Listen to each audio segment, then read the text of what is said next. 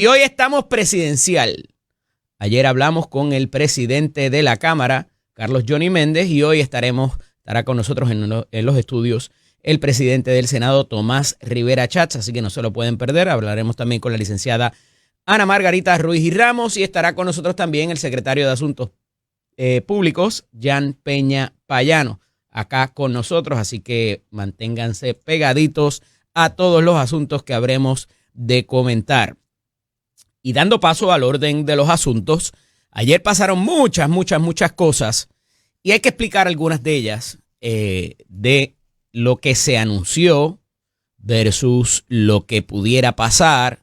Hay unas variables entre medio que pudieran afectar lo anunciado y ya particularmente la Junta de Supervisión Fiscal ha dejado saber algunas de ellas. Y vamos a entrar en detalle ya mismo, pero noticia positiva, vamos a empezar con algo positivo. Sin mayores contratiempos, el primer día de clase de este segundo semestre que comienza en enero. Siempre el de agosto es un poco más complicado por los 2 meses de inactividad que existen del receso de verano. Pero a esos efectos, ayer suena el timbre de clase y 3 escuelas de las 856, número mínimo, hay que decirlo, estaban operando con generadores eléctricos. No fue que no pudieron empezar a operar, pero contemplaron lo que pudiera haber resultado en una situación más difícil y tenían su generador funcionando. Y hay algo muy particular aquí, y un poco lo hablábamos el otro día con el secretario de Educación, el licenciado Eliezer Ramos Paredes, y es que hasta los gremios magisteriales están hablando bien de este inicio de curso escolar. Y son cosas que antes no ocurrían, que se está mirando con un tipo de sensibilidad distinta. Se está recogiendo el insumo de maestros, directores escolares y demás. Y hay como que un ánimo distinto, hay que decirlo, en la comunidad escolar, inclusive con los padres, e inclusive en un renglón que ha dado mucho dolor de cabeza y que este secretario particularmente conoce muy bien porque de ahí él viene, que es la educación especial. Y se han redirigido quizás, porque como todo cuesta, pues hay unos recursos que se han redirigido para ese tipo de problemática que es complicada, porque esto no se limita solamente a las escuelas públicas. Hay estudiantes en los colegios privados, inclusive, que se le garantizan los servicios de terapia y de seguimiento y todo lo que encumbra las diferentes vertientes de la educación especial, que también tiene que darlas el Departamento de Educación, por razón de que son los fiduciarios. Ellos son los que firman, garantizan que esos fondos se van a utilizar bien. Y en su mayoría son fondos federales y son cantidades billonarias lo que se recibe de año en año para garantizar el servicio de esos niños que han sido diagnosticados y que se les van dando sus terapias y su tratamiento conforme a la necesidad que tengan. Y eso ha mejorado algo también, porque antes siempre veíamos los diferentes padres, ¿verdad? Y no es para menos, porque hasta que uno no vive eso dentro, como tantas otras cosas, ¿verdad? Cuando no te afecta a ti, pues lo dejas pasar y dices, mira, esta gente quejándose de nuevo. Pero cuando es uno o alguien que uno quiere mucho, la cosa cambia. La insistencia que siempre hago en los 3 lados de la verja. Cuando eres el que afecta, cuando te afectan a ti o a alguien que tú quieres mucho, y cuando se trata de un extraño, que somos todólogos, expertos en todo, y damos una opinión, y para eso está la libertad de expresión, obviamente, pero no tenemos quizás algún tipo de dolencia en el juego, y ahí pues la cosa cambia. No condeno ni avalo ninguna de las expresiones que se hagan en los asuntos cuando es así, pero puedo entenderlo por condición humana, de cómo cuando nos afecta directamente a nosotros o a alguien que queremos mucho, pues el planteamiento cambia y buscamos transformaciones o de alguna manera que se garantice para un lado o para otro lo que dice nuestro sistema de derecho. Nos dice la nota de periódico que los estudiantes de las escuelas públicas de Puerto Rico regresaron a clases el lunes, primer día del segundo semestre escolar, bajo un ambiente de normalidad en la mayoría de los planteles, aunque persisten problemas en algunas escuelas, según reportaron líderes magisteriales y el Departamento de Educación. Menos plazas vacantes que en años pasados, lo cual es muy positivo, y esto lo recalcan los propios líderes sindicales de los maestros, cosa que no pasaba antes, hay que destacarlo. Y en cuanto a la asistencia, se reportó que los estudiantes acudieron un 80%, comparado con un 60% en enero pasado, y la asistencia de maestros fue de 94%, la de directores escolares 96%. Entre los conserjes privados también la asistencia alcanzó un 94%. Además, el 84% de los padres acudió a buscar el informe de notas del pasado viernes frente a un 77% registrado en enero del año anterior.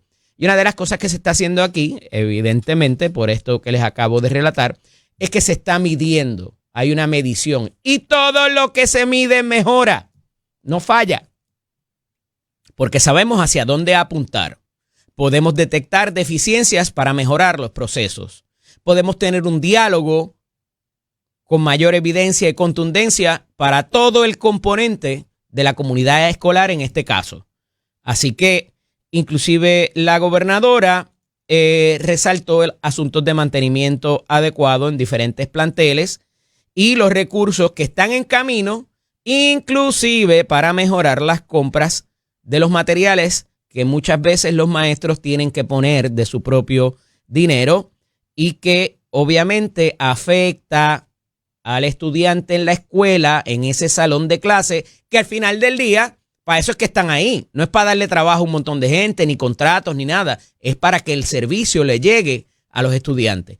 Y esto me parece, más allá de que en justicia es lo que hay que hacer, y para que se ejecute bien en esta agencia, es consono con la política que habría desde sus inicios anunciado el presidente Donald Trump y que en un momento dado amenazó con eliminar el Departamento de Educación a nivel federal para empoderar aún más a los distritos escolares y cortar esa grasa del sistema intermedio y que llegase más a donde tiene que llegar y que tuvieran los recursos necesarios para poder operar sin que se perdiera tanto tiempo, tanto recurso y tanto esfuerzo en esos distritos intermedios o el propio nivel central, lo que le llaman acá.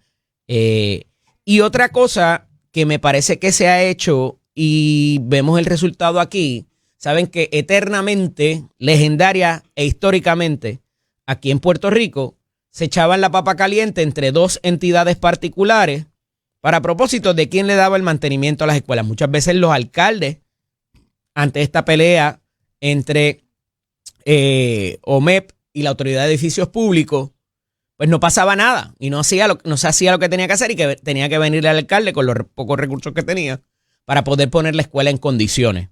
Todavía hay algunos asuntos que mejorar y lo hablábamos aquí con el secretario, particularmente esta situación laboral, que el anuncio del personal que no va a estar disponible, ese anuncio se hace muy tarde y provoca un amarre de manos quizás del secretario, de los directores a nivel regional para poder llenar plazas vacantes. Ciertamente en este último año se renunciaron o se jubilaron menos maestros, por lo cual al final del día esas 120 plazas que se anunciaron, que en su mayoría eran de personal docente, entiéndase maestros, pues se pudieron trabajar áreas de reclutamiento particulares y difícil reclutamiento, como le llaman, ¿verdad? Particularmente lo que es ciencias, matemáticas, los idiomas y todo esto, se ha trabajado con gran esfuerzo, además de los trabajadores sociales, que hay que decirlo, en el Departamento de Educación ganan un poquito más y acelera quizás o agiliza un poco más que quizás en otro departamento, como el mismo Departamento de la Familia, que hay un montón de plazas disponibles. no hay el personal disponible para esos efectos tampoco. No es que se están cayendo de los palos los trabajadores sociales y que las escalas retributivas se han mejorado alguito, pero todavía falta camino para poder satisfacer la necesidad de trabajadores sociales que existe y dar el servicio a los niños y a las familias también.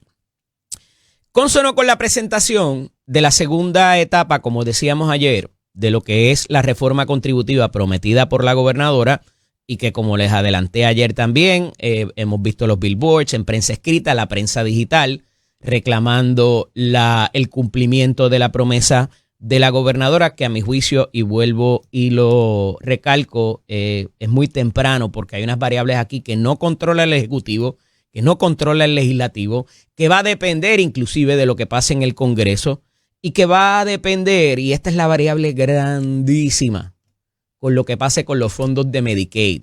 Usted dirá, ¿pero qué tiene que ver la educación, las carreteras? Pues mire, vamos a tener que sacar dinero para el pago de ese plan médico público en caso de que no nos den la misma cantidad o que nos den menos o que no nos den nada. Y eso está ahí pendiente al 2027. La Junta lo sabe. Y también la Junta de Supervisión Fiscal ha pedido unos informes de algún tipo de alternativa en caso de que hayan más recortes, no solamente los de Medicaid. Y parece que la Oficina de Gerencia y Presupuesto ha hecho o ha satisfecho ese reclamo parcialmente. Pero mientras tanto, se trae, y no es para menos, ¿verdad? Es una preocupación importante, de dónde se va a pagar y cuánto va a costar mínimamente bajar las escalas contributivas para la responsabilidad que tienen las personas que la gobernadora ha identificado que hay que darles ese alivio. Y se ha hablado, como les dije, entre 300, 500, 600, algunos han hablado hasta de 800 millones. Y por eso las escalas y las etapas en que se va a hacer, mejor dicho. Y les decía que eso me parece acertado en términos de dividirlo, porque hay que ver qué impacto tenga esto en el recaudo, en el cumplimiento con el plan fiscal y cómo esto afecta a los presupuestos, al que está corriendo, a los que pudieran estar por venir, si quieren que sean certificados para propósitos del cumplimiento de acuerdo a la ley promesa, que para eso es que está la Junta de Supervisión Fiscal en funciones, o lo que queda de ella, ¿verdad? No obstante, una de las primeras cosas que se identifica y que ha causado inclusive un tipo de andanada por parte de la oposición del Partido Popular Democrático es la eliminación de incentivos, ya sea de arbitrios o contributivos en términos del impuesto de ventas y uso, el famoso IVU, a cosas que tengan que ver con energías renovables. Y vuelvo y les recalco, esa es la política a nivel federal. Cuidado ahí con que es que esta administración le quiere meter el impuesto al sol. Porque al final del día vimos lo que dijo Donald Trump desde sus inicios. El día de la inauguración, drill baby drill, vamos para los combustibles fósiles y empujar el gas natural a todo lo que da. Y la regla de oro, como siempre le digo, es que el dueño del oro pone la regla. Y entonces, cuando vamos a la política de arbitrios en Puerto Rico, eso pudiera parecerse a los aranceles con los que está peleando Donald Trump. Y ciertamente hay que revisar alguna de esas escalas de arbitrios y quizás convertirlas en otro tipo de contribución, como un impuesto a la venta adicional, para que mínimamente eso no vaya como una bola de nieve desde que el producto llega a Puerto Rico hasta que usted lo compra en la góndola. Y no es un impuesto adicional, es una sustitución que a su vez produce un alivio. Y esto es algo técnico, pero al final del día lo podemos llevar a cómo usted corre su hogar y el dinero que a veces hay que adelantar sin obtener el beneficio inmediato y lo que cuesta adelantar dinero. Y a esos efectos llegamos al asunto de los vehículos de motor, que como siempre recalco y distingo, yo, ¿verdad? Esa es la industria con la cual yo trabajo en mi faceta profesional, más allá de los medios, y que conozco muy bien y que requiere, como la gobernadora inclusive ha identificado, unos cambios en esas escalas por las cuales usted paga unas cantidades distintas a lo que vale el carro. El mismo carro que usted compra aquí, lo compra en Estados Unidos. Y esas son las escalas de arbitrios que no se revisan hace un tiempo y que provocan que usted tenga que pagar hasta 30% más del vehículo o por el vehículo que usted compra. Y eso va al financiamiento, eso va al seguro. Eso no se come esas cantidades con la mensualidad que usted paga del carro hasta el segundo o tercer año. Eso tiene que ver también con lo que vale el vehículo versus lo que usted debe. Y por eso es que eso hay que revisarlo. No obstante, aquí hubo varias alternativas desde hace, esto debe haber empezado como 15, 16 años, quizás 20 años ya, donde estamos viendo tecnologías distintas. Y está el carro híbrido, que es el que se carga la batería cuando usted frena y todo lo demás, que es un tipo de tecnología. El Código de Rentas Internas, o sea, lo que es toda la política contributiva, en el 2011 contemplaba inclusive carros de nitrógeno, carros de hidrógeno y un montón de otras cosas que estaba ahí por si esa tecnología llegaba. Luego vino la tecnología de los eléctricos, sin combustión.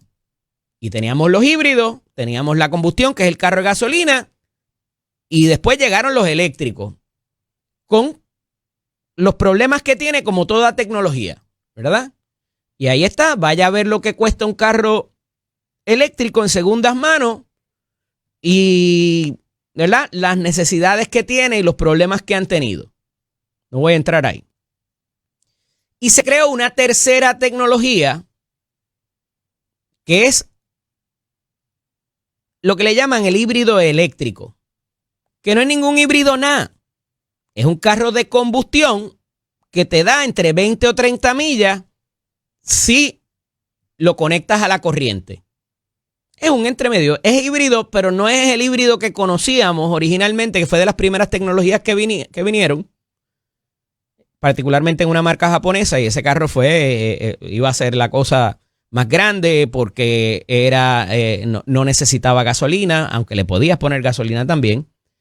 Y que terminó siendo, cuando se hizo el análisis, la contaminación que provocaba las baterías, el costo de las baterías y la disposición de estas resultaba más contaminante que si hubiese habido combustión de combustible fósil, entiéndase gasolina o diésel. Pero sin entrar en ese juicio valorativo, ¿por qué voy a esto y me detengo sobre esto? Porque se ha dicho y se ha identificado que 30 millones vienen de una exención en arbitrios que se da a este vehículo que es de combustión, es de gasolina y te da entre 20 y 30 millas. Es lo que le llaman el plug-in hybrid. No es híbrido nada, es un carro de combustión que adicionalmente te provee que tú lo pegues a la pared y lo cargues y te da 20 o 30 millas, no te da más de eso. Y conforme la batería va, ¿verdad?, el vehículo va teniendo algunos añitos, pues cada vez te da menos. Eso también hay que decirlo. Y cuando se conceptualizó el que los carros no pagaran arbitrio si eran de energía renovable, era para el carro eléctrico, el carro de hidrógeno u otra fuente, los híbridos originales que llegaron, porque se entendía que esa iba a ser la política de energía limpia. Sabemos que eso cambió con esta presidencia a nivel federal y eso pudiera afectar otros fondos federales que lleguen si no es cónsono con las políticas federales. Pero trascendiendo ese debate, se determina que parte de lo que va a pagar estos alivios contributivos en las escalas retributivas, en las escalas contributivas, de la responsabilidad contributiva que cada cual tenemos a nivel personal o a nivel de las corporaciones, 30 millones van a salir de eliminar de golpe y porrazo el 1 de julio del 2026 este reclamo de devolución del arbitrio, o sea, que no pagas arbitrio por ese tipo de vehículo. Y ese tipo de vehículo en su mayoría se da en carros que son de cierta cantidad para arriba. Es la realidad. Hay varias marcas que tienen, no hay una de ellas. De hecho, hay vehículos americanos que han optado por esa tecnología y que están empezando a llegar de varias marcas particulares. Y que los concesionarios en Puerto Rico dijeron, pues mira, por lo menos ahí yo tengo alguito más para ofrecerle al cliente y le vendo que el carro no paga arbitrio. Y están trayendo hasta las guaguas, las SUVs. Y de momento le cambian la política contributiva. Vuelvo y repito, esto no es un carro eléctrico, esto no es un carro híbrido, es un carro de combustión que de chiripa se metió ahí en la exención contributiva de los arbitrios que había. Y te permite comprar un poquito más de carro porque como no pagas, o sea, si coges el mismo carro que viene plug-in, hybrid, y viene de combustión solamente, tienes el mismo vehículo con los mismos goodies o quizás mejor, pero como no paga arbitrio, pues tiene 20 o 30 mil dólares menos. Y es un carro, como le digo, de 80 mil dólares para arriba. No todo el mundo llegamos ahí. Y entonces a esos efectos tenemos esa problemática ahora y se utiliza por la oposición del Partido Nuevo Progresista para decir, mira, esta gente están eliminando todo lo que tenga que ver con renovables. Y ese es el famoso impuesto al sol. Llegó, habían dicho que no iban a poner más impuestos y mira, están eliminando exenciones. Cuidado ahí, hay que mirarlo con más detenimiento porque si queremos tener alivios hay que pagar por ello. Número 1. Número 2, está el asunto de que ahora mismo las baterías, las placas solares, eso no paga IBU también por una política de energías renovables que no necesariamente es la política de Estados Unidos. Y mientras más placas solares, y mientras más baterías, y mientras más otras alternativas hayan, más gente se sale del grid. Los que nos tenemos que quedar porque no podemos poner las placas solares o cualquier otra alternativa, pagamos más. Y parecería que en un momento dado, inclusive cuando hablamos de los $300 aquellos del estudio, que hay que hacerlo. ¿Y quién lo paga ahora para asegurar que la línea está en buen estado? Pues la gobernadora había eliminado esos $300 consono con el mandato de la Asamblea Legislativa de Cámara y Senado, pero ahora le van a eliminar la exención. O sea que cuando usted compre las placas solares y compre sus baterías, eso va a pagar el 11.5 también. ¿Cuánto representa eso?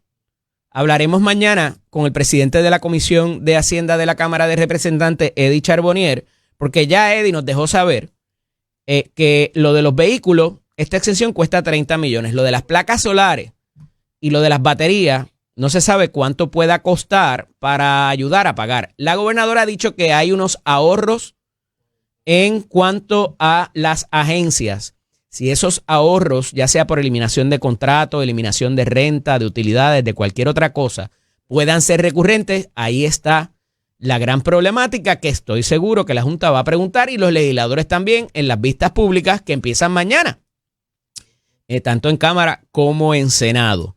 Así que este juego apenas comienza y como les dije, va a haber que ver cómo termina el trámite al final del día legislativo de lo que se radicó y lo que finalmente termina siendo. Esto es Nación Z con el licenciado Eddie López, como todos los martes con nosotros, la licenciada Ana Margarita Ruiz y Ramos. Buenos días, bienvenida. Buenos días y gracias después de ese receso de Navidad. Ciertamente. Feliz Navidad, feliz Año Nuevo, feliz Día de Reyes.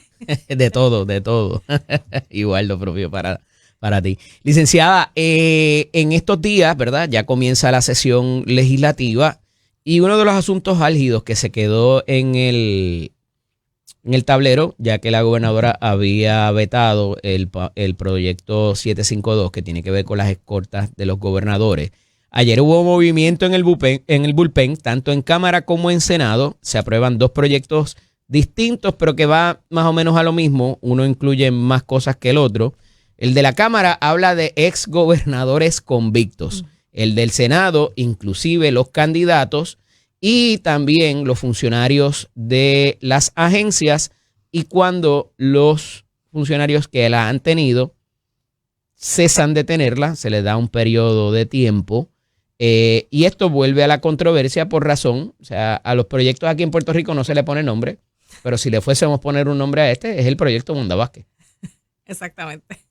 Cuéntame de eso, ¿qué pudiera representar esto? ¿Va a abrir una brecha nuevamente quizás entre el legislativo y ejecutivo por la gobernadora haberlo vetado? El proyecto original era de Juan Oscar Morales, que, ¿verdad? Supimos, ¿verdad? Lo que pasó con su esposa y el personal de su oficina. Esto pudiera abrir otro flanco, a tu juicio, de controversia entre las personas entre los líderes del Partido Nuevo Progresista. Bueno, el proyecto de por sí yo considero que es un proyecto controversial. Básicamente tenemos dos movimientos ahora mismo, uno en la Cámara y otro en Senado. Como bien dijiste, el de la Cámara básicamente pone unos requisitos para poder eliminar esas escoltas. El del Senado es un poco más amplio. Abarcador. Y básicamente las elimina. Yo pienso que eso hay que verlo caso a caso. No podemos perderle perspectiva que las escoltas son derechos adquiridos básicamente, principalmente por la figura de lo que es el exgobernador, más allá de lo que son los jefes de agencia. Pero yo pienso que ese proyecto hay que verlo caso a caso.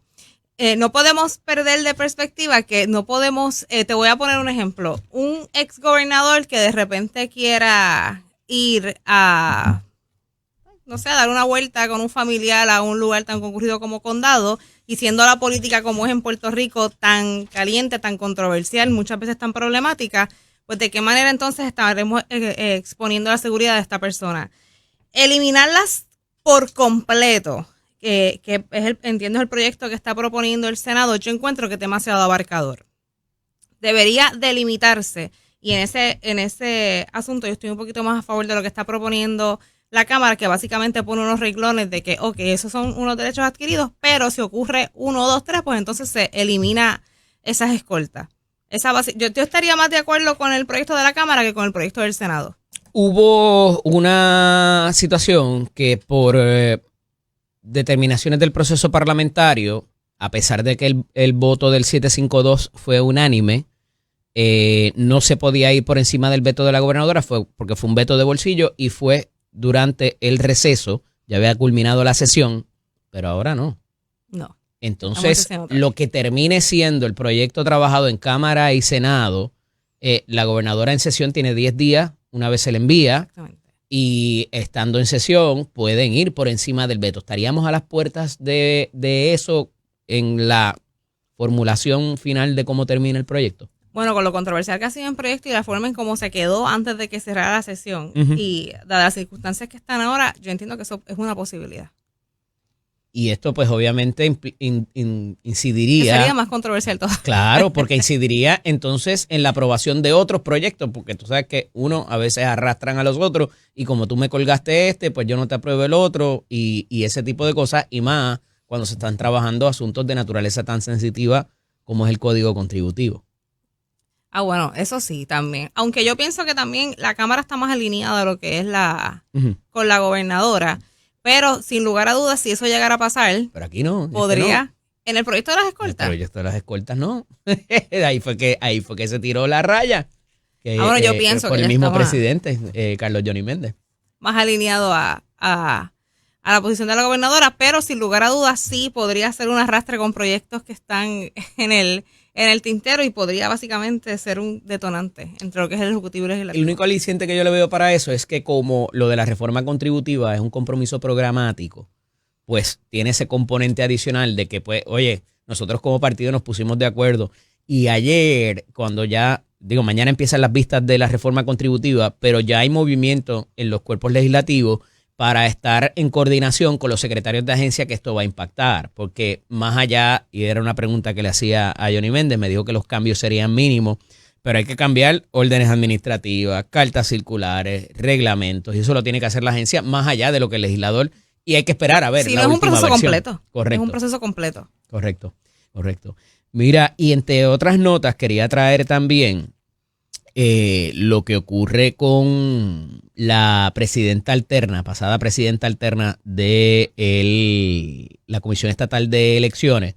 ¿Sabes? Que ellos se dieron unos bonitos ahí ellos mismos Sí. y que alguien le dio el botón para desembolsar porque ella no tiene un cofre allí. No. Y le dio un botón y desembolsaron esos dineros sin que hubiera el aval de la Oficina de Gerencia de Presupuestos ni la Junta de Supervisión Fiscal que requiere de esto. El Departamento de Justicia hace una investigación y determinan asignarle un FEI.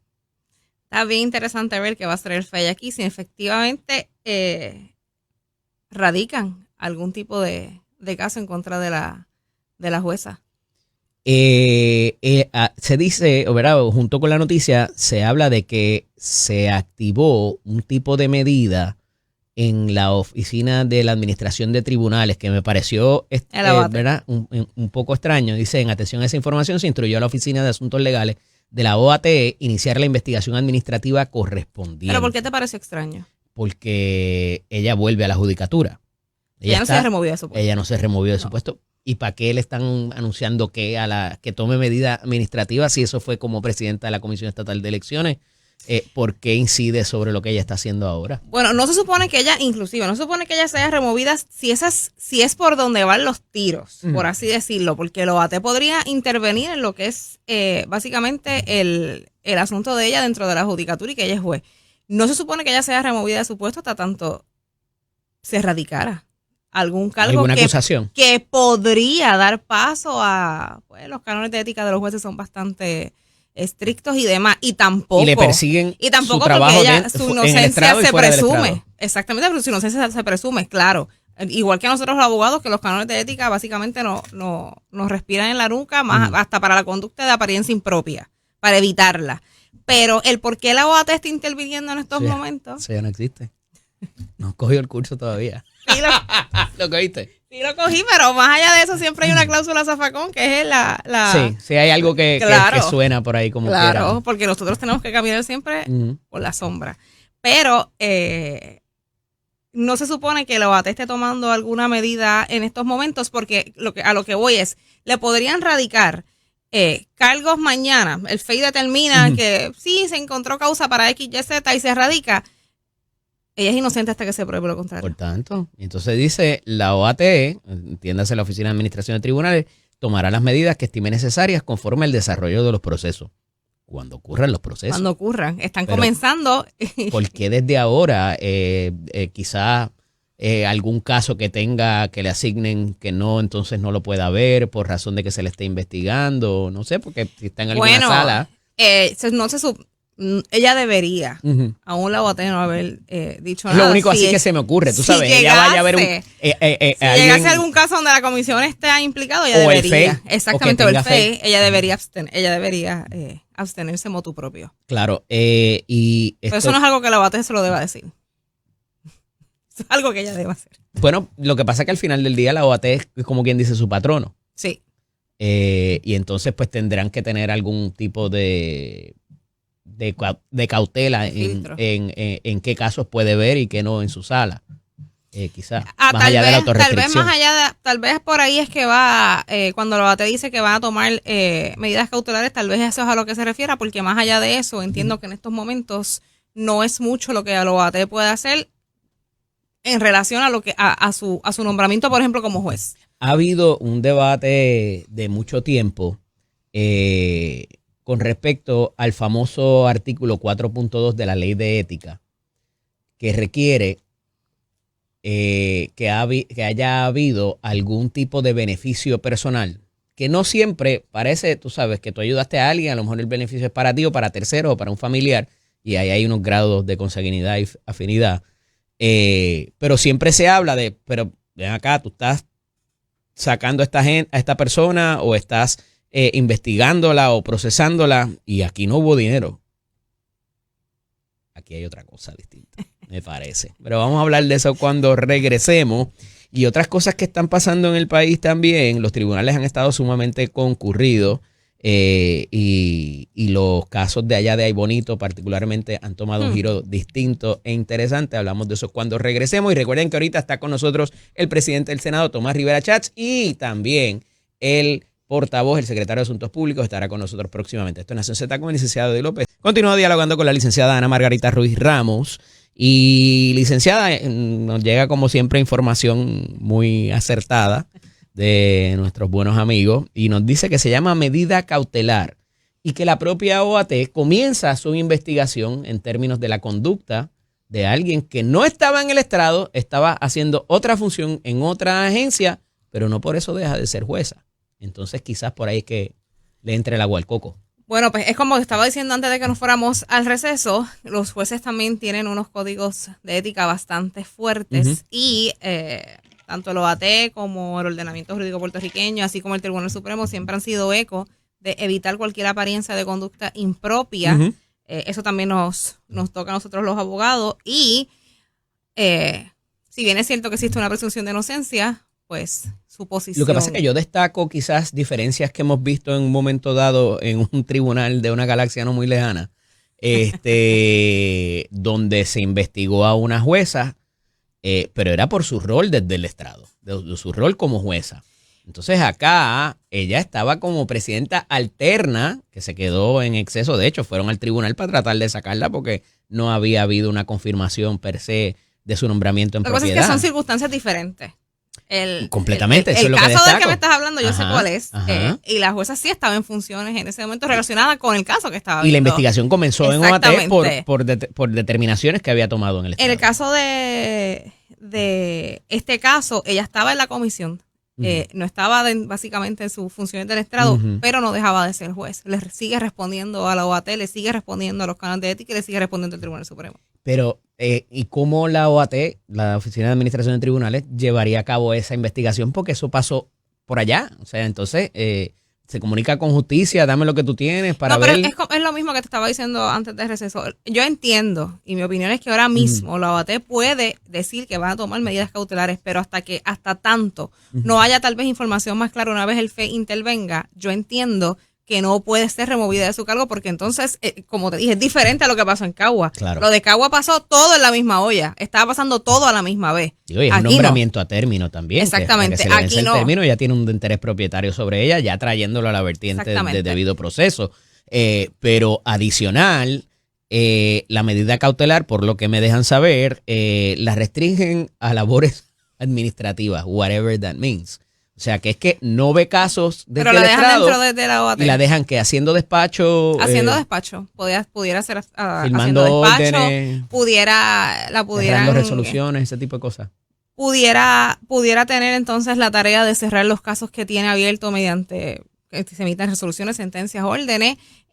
Pudiera estar entonces asistiendo a lo que es la juez administradora del tribunal en la que ella se destaca como subalterna de ese tribunal. Hay varias funciones administrativas que ella puede hacer, pero de igual manera, si comparamos este caso con el que tú y yo conocemos, las circunstancias son diametralmente completamente distintas. Y esto está en etapa investigativa todavía, porque si bien hay un referido al FEI, eso no activa ninguno de los procesamientos. Eso no necesariamente significa que el fiscal especial va a radicar algún cargo.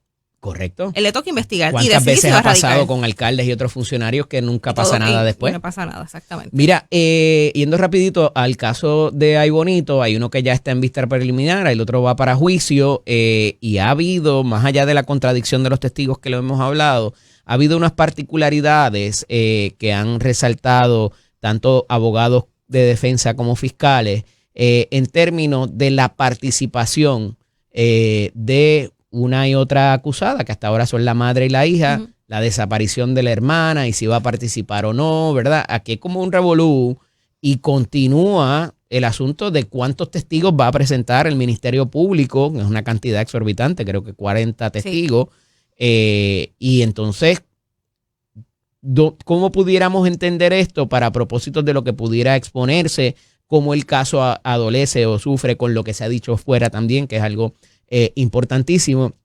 Y algo que traje a finales de la semana pasada es el asunto de pudiera lo que ocurra en un proceso afectar el de la otra.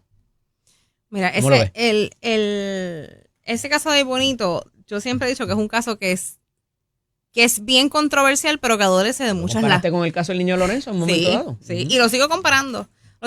Y ya creo que en mi conclusión hay muchas personas que se me están uniendo. Okay. Pero es un caso que ha sido bien controversial, pero que a la misma vez adolece de muchas lagunas. Esa situación ahora mismo de que hay la desaparición de la hermana de Antonieshka. Los otros días estaba viendo un reportaje en las noticias y es básicamente, hay una madre que dice que no sabe dónde está su hija, el gobierno dice que no la tiene pero sabe dónde está. O sea, es una situación que por donde quiera que uno lo mire, uno dice, sin haber una remoción de custodia. Pero ¿dónde está esa menor?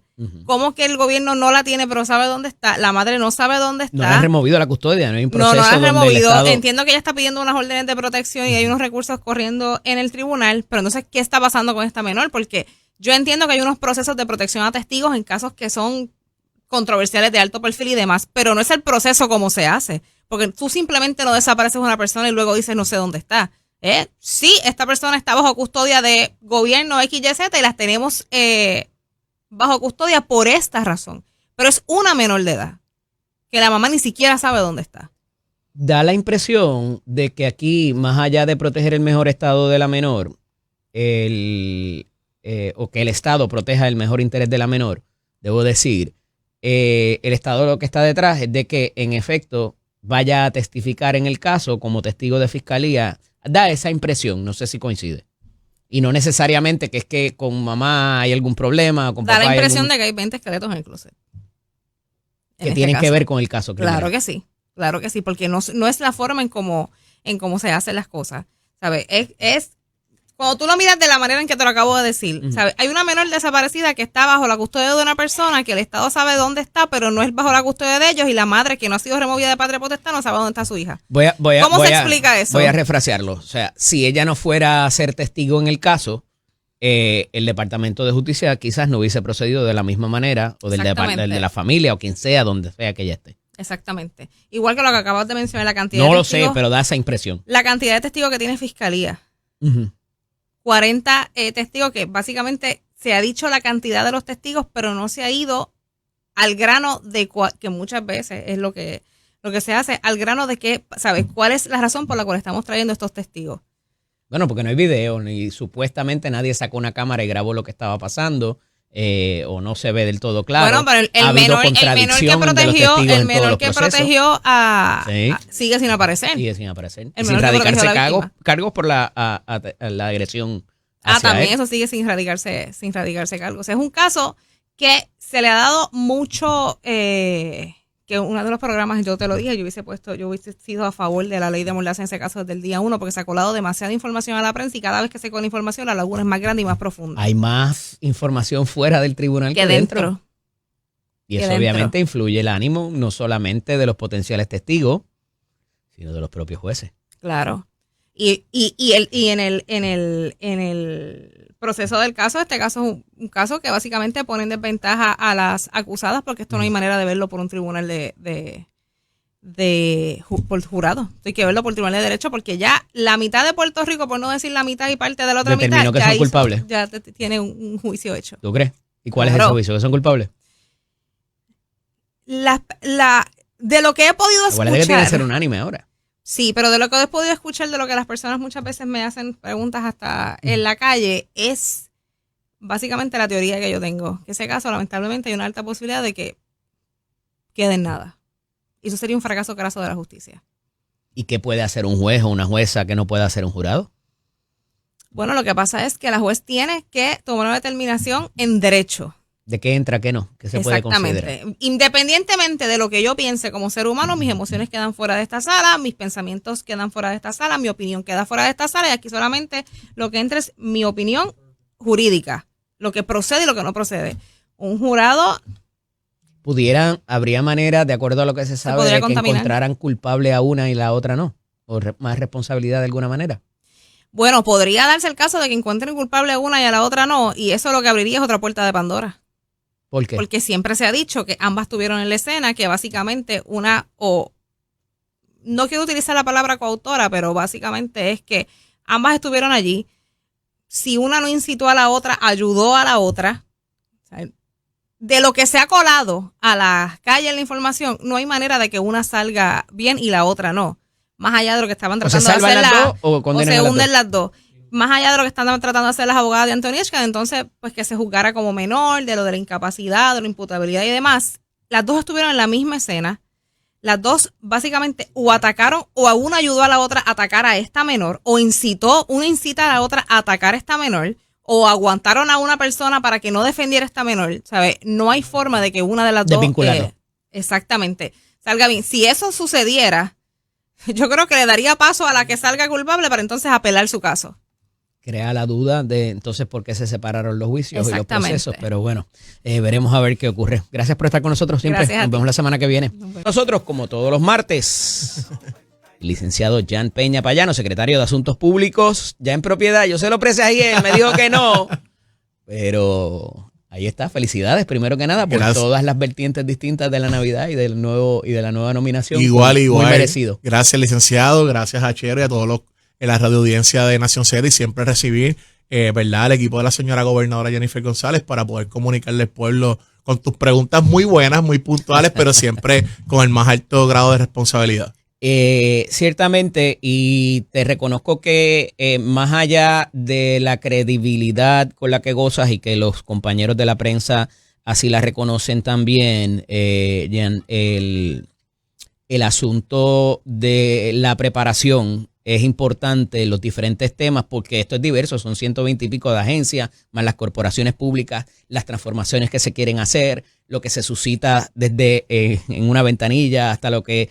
tiene que ver con los secretarios y demás, es complicado y más allá de mantener empatía, de tener buena relación, de tener la credibilidad, es importante prepararse y siempre te reconozco esa situación, más allá de lo que está pasando también en los asuntos federales, ¿verdad? Y los diferentes retos que existen en el gobierno. ¿Te quedaste trabajando lo legislativo también o estás? Sí, yo primero quiero, ¿verdad?, aprovechar el pie forzado para agradecerle públicamente a la gobernadora Jennifer González por la designación que me hizo, al igual que el señor secretario de la Gobernación, licenciado Francisco Domenech. ¿Sabes por qué, Eddie? Porque es un trabajo en conjunto.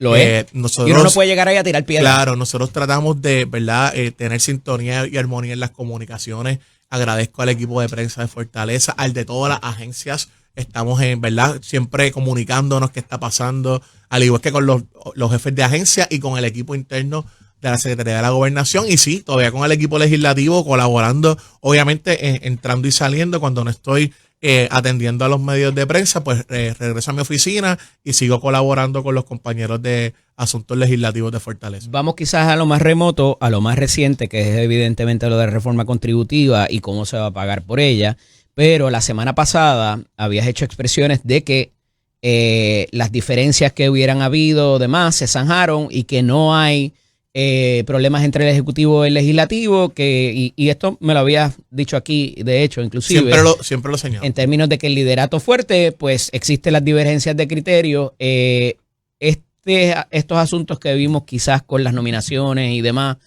por parte de los líderes legislativos, eso no lo vamos a ver en esta nueva sesión ordinaria. Es muy buena pregunta. Nosotros, como siempre he dicho, y sí lo voy a repetir, estamos en constante comunicación con el equipo legislativo de la mayoría.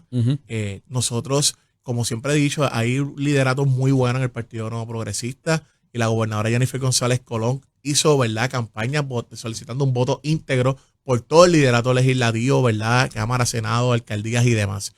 Dicho esto, la legislatura tiene, ¿verdad?, dentro de sus facultades hacer las evaluaciones que ellos entiendan y fíjate, la gobernadora ha enviado designaciones, el Senado los ha aprobado en su mayoría porque es el cuerpo que constitucionalmente ve, ¿verdad?, muchos más nombramientos. Ellos han hecho su evaluación y nosotros hemos seguido trabajando, aprobando legislación. Esto no es nunca nada personal, es un asunto de que cada cuerpo, ¿verdad?, cada rama constitucional hace sus evaluaciones y trabajamos conforme a ello. Pero sí voy a distinguir siempre, como he dicho, Eddie, mira, 3 pilares. Mi posición, no vengo a manchar reputaciones, nunca lo he hecho.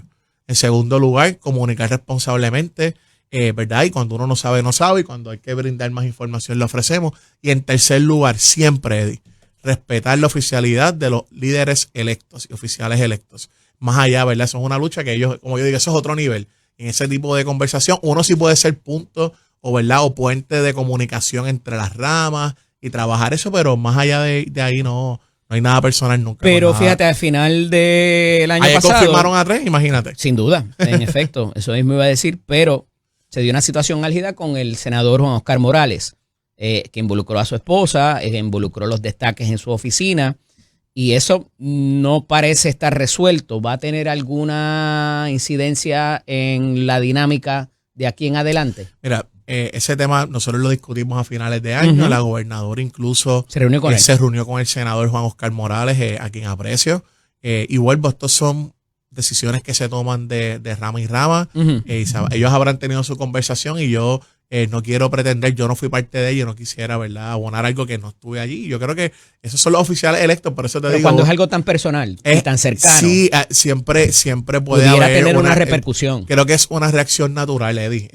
Y creo que ellos, entre la señora gobernadora Jennifer González Colón, ¿verdad?, la rama ejecutiva, la agencia pertinente, habrán dialogado y eso es algo que... Y esa situación se aleja de la divergencia de criterio por liderato fuerte quizá que su señoría había destacado. Claro, quizá en ese tema y ayer mismo el senador votó a favor de los designados, así que yo no... O sea, estos oficiales electos y sobre todo los líderes de mayoría del PNP son oficiales veteranos y ellos conocen muy bien las dinámicas políticas y las dinámicas entre las ramas. Irving, Poincaré y Irán no tenían nada que ver con el otro asunto.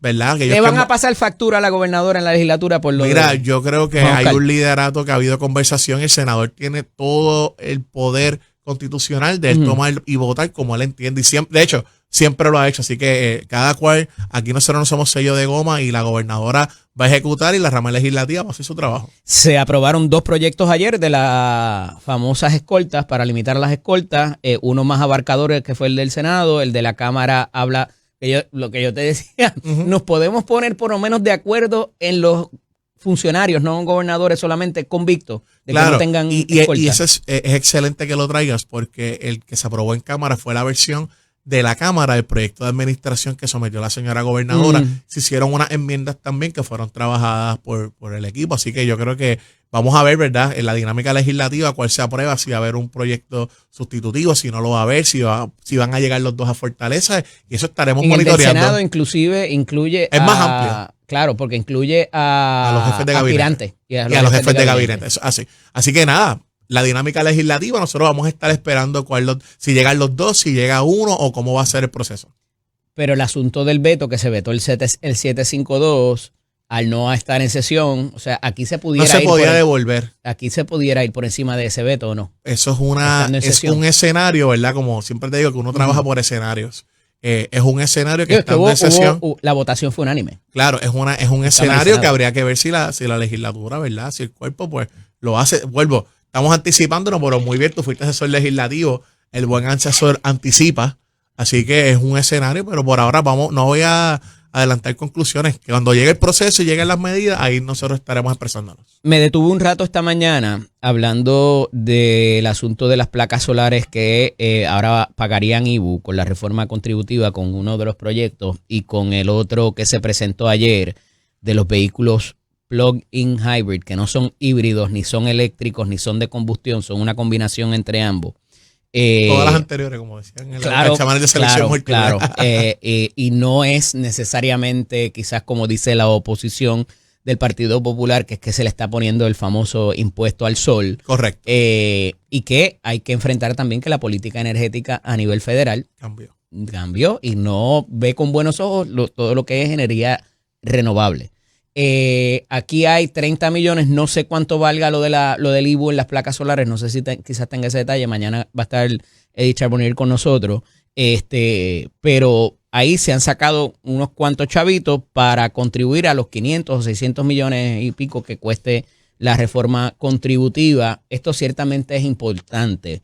La gobernadora se precipitó quizás en decir misión cumplida y enviar en los billboards y enviar las 2 páginas de prensa escrita y digital destacando esto. La gobernadora es, yo diría, de las políticas más sagaces que hay en Puerto Rico. Y más veterano.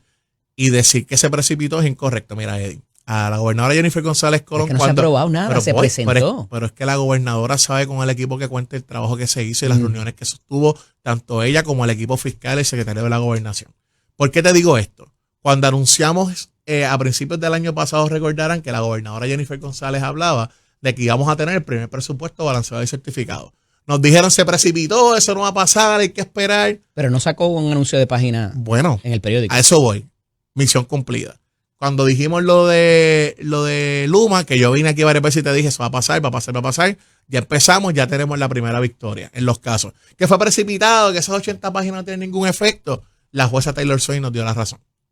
Y vamos a seguir. En cuanto a reforma contributiva, ha habido un proceso, yo diría, desde que la gobernadora y trabajó su programa de gobierno, de la dividió en fases, fase 1, 2 y 3.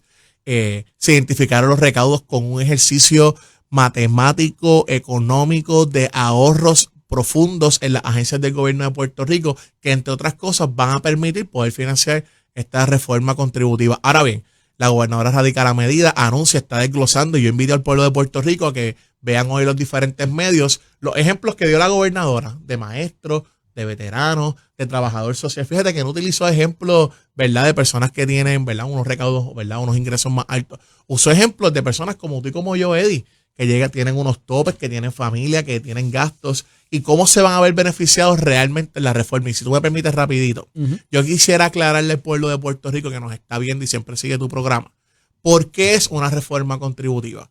No hay una sola manera de redactar estas cosas. Incluso el año pasado, tanto en Washington como en Maryland, hicieron algo parecido a lo que dijo Jennifer González Colón. Segmentaron su reforma contributiva en varios proyectos de ley. La gobernadora hizo fase 1, 14 medidas, se aprobaron 10, que agilizaron el proceso de los compañeros del Departamento de Hacienda para que el sistema esté listo, para hacer los ajustes necesarios. ¿Y qué hace? Lo dividió por fases, porque ahora viene la fase de asunto de las tasas contributivas. Tercera fase, como ella muy bien, y yo creo que ella es la mejor que comunica esto y lo explica, al igual que el licenciado Ángel Pantoja, secretario de Hacienda. Fase 3 va a ser atender asuntos del IVU, atender el asunto de los impuestos a los vehículos, entre otras cosas, ¿no? Y corporaciones, viviendas. Pero si ustedes ven, no es algo que se improvisó. Esto fue algo que se estructuró, se habló con el liderato legislativo. Claro está, en las vistas públicas, por algo son públicas, los ciudadanos van a poder participar, llevar sus análisis, sus opiniones. El Ejecutivo también va a hacer su exposición respecto a la reforma contributiva, y allí los compañeros de la Asamblea Legislativa y sobre todo de la mayoría legislativa, que fue la que llegó al poder, van a hacer las preguntas que entiendan y van a trabajar la reforma. Así que yo estoy bien contento y estoy seguro que vamos a estar hasta que no logremos esa reforma, para que ahora en abril todo el mundo vea esos chavitos en su cuenta. Si bien esto, ¿verdad?, se ha presentado, todo lo que has dicho, hay un wild card, como le dicen en el argot del póker. Hay una variable que no se controla. Hay varias variables que no se controlan. Sin duda, de acuerdo. Particularmente cómo termina el proyecto de la legislatura con las enmiendas que se le hagan durante el trámite, pero la Junta de Supervisión Fiscal, como que no se ha dicho mucho en cuanto a eso, por razón del famoso plan fiscal, por razón de que, porque inclusive en Luma, con el asunto de Luma y los litigios presentados por el gobierno, por la administración de turno, ha habido una inserción de la Junta de Supervisión Fiscal que dice que tiene algo que decir. Hoy, y quiero hablar de eso ahorita también, el asunto de los bonistas y lo que están reclamando, que la Junta no está dando información certera, pero lo que diga la Junta va a matizar el trámite legislativo, cómo termine y si se puede implementar al final del día. Y por eso pudiera parecer precipitado qué va a pasar al final del día con lo que la gobernadora reclama como una promesa cumplida. En la física hay una teoría que se llama las dinámicas no lineales. Ajá. Y aquí tenemos al señor presidente del Senado, sabe, muchos más años que yo, quien siempre distingo que en la política siempre hay variables que no se controlan, hay dinámicas, no siempre que se toma una decisión va a concluir con otra. ¿A qué voy con esto, Eddie? En ese proceso de la Junta, que es una imposición colonial, nosotros los estadistas no le damos ningún valor, pero sin duda alguna es una dinámica que ha estado ahí, se impuso y hemos tenido que dialogar. ¿A nivel federal? Y es a nivel federal. En ese sentido, nosotros sí hemos sostenido reuniones con el director ejecutivo Robert Mujica sobre esto. Ellos hicieron algunas recomendaciones para el tema de la reforma contributiva. ¿Han visto el modelaje que ustedes han hecho de cómo se va a comportar? Se les presentó y se le dieron varios análisis. Obviamente, es política pública. Tampoco el gobierno va a estar corriendo siempre por lo que diga la Junta de Control Fiscal. Y de hecho, cuando hemos tenido que combatirla, lo hemos hecho sin ser tibios ni andar por ahí para atrás y para adelante. Así que vamos a adelantarles un asunto programático. Y lo más que a ellos les preocupa es de dónde va a salir el costo. Ya eso está identificado. Es una medida neutralmente fiscal, ¿sabes? No tiene un impacto porque se identificó donde va a haber un gasto, ¿verdad? O una pérdida en ingresos, como es el análisis que se hace en el plan fiscal.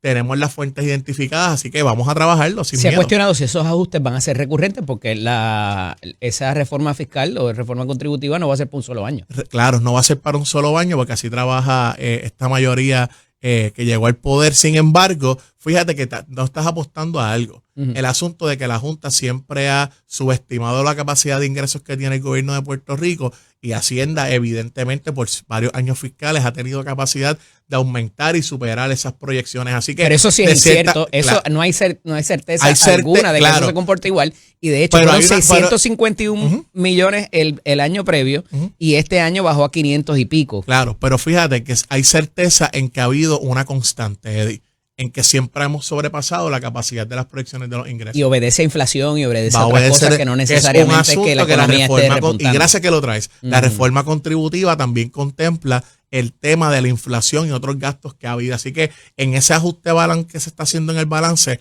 más o menos igual que se está haciendo a nivel federal por el IRS, hemos podido consistentemente demostrar que vamos a tener la capacidad de pagar de verdad, de poder atender la reforma contributiva. Hay dos asuntos que se parecen adicionales que los ha traído la Junta de Supervisión Fiscal y es un tipo de informe que le piden a la Oficina de Gerencia y Presupuesto en cuanto a qué pasaría si se retraen o de alguna manera se eliminan fondos federales y particularmente el precipicio fiscal de Medicaid del año 27, que eso está próximo a, ¿verdad? Y se ha tratado de que se resuelva por varias administraciones, pero todavía no tenemos certeza pasado el 2027 y eso, si no, habría que sacar dinero de estatal para poder pagar. Yo te voy a dividir esa contestación en dos partes. Parte uno que está haciendo la gobernadora y esta administración, porque desde la oficina de Prafa, al igual que el secretario de Salud, han estado como es un asunto que se podía prever porque tiene una fecha cierta, es buscar, ¿verdad?, ahorros en este sentido, ir a visitar Washington, D.C.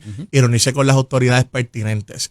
Así que en ese sentido estamos preparándonos en el peor escenario. Pero yo te quiero dar la segunda parte de esta contestación. Fíjate cómo tú traes genuinamente una preocupación respecto al Medicaid y solicitar fondos federales. ¿Tú sabes cómo podemos resolver esto?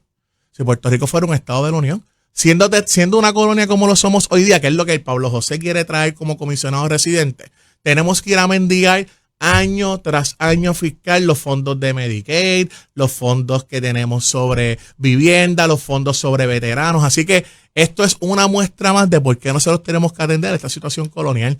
Porque fíjate. Perfecto, pero como eso no se va a resolver de aquí al 2027, tenemos que bregar con lo que sí tenemos. No hay un proyecto radicado por esta administración. Yo creo que como quieras que señalarlo, pero estamos trabajando para ello. Pero nosotros no podemos, ¿verdad?, quitarnos ¿verdad? Como te diría yo, hay que quitarse esa venda de los ojos, ¿no? Porque ciertamente es un problema que siempre se repite para aquellos que dicen que el tema del estatus no está en issue.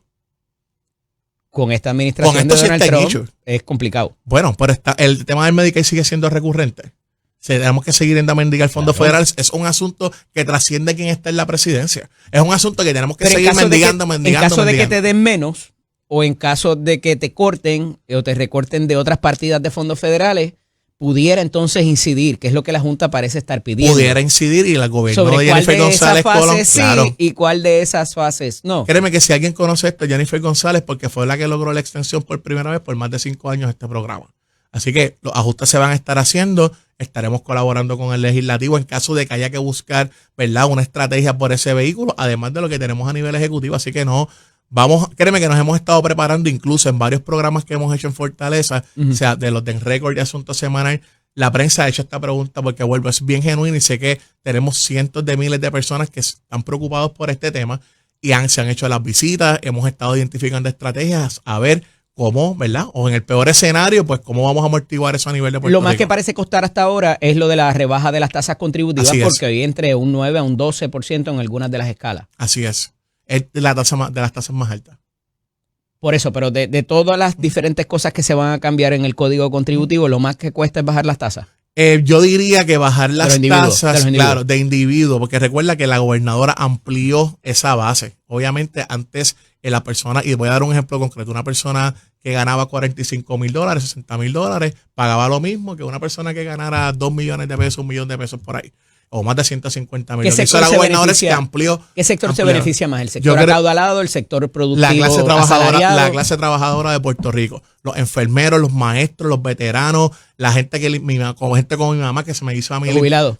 limpiando casas de familia, que limpiando casas pudimos echar para adelante, y mami y toda esa gente que de verdad son trabajadores van a poder verse beneficiados. Yo creo que esta es la reforma contributiva, como te dije, dividida por fases, al igual que hizo Washington, Maryland, por eso es que se hizo por varias piezas legislativas. La reforma contributiva es de las más agresivas y que más va a beneficiar a la clase trabajadora desde la última, que fue en 2011.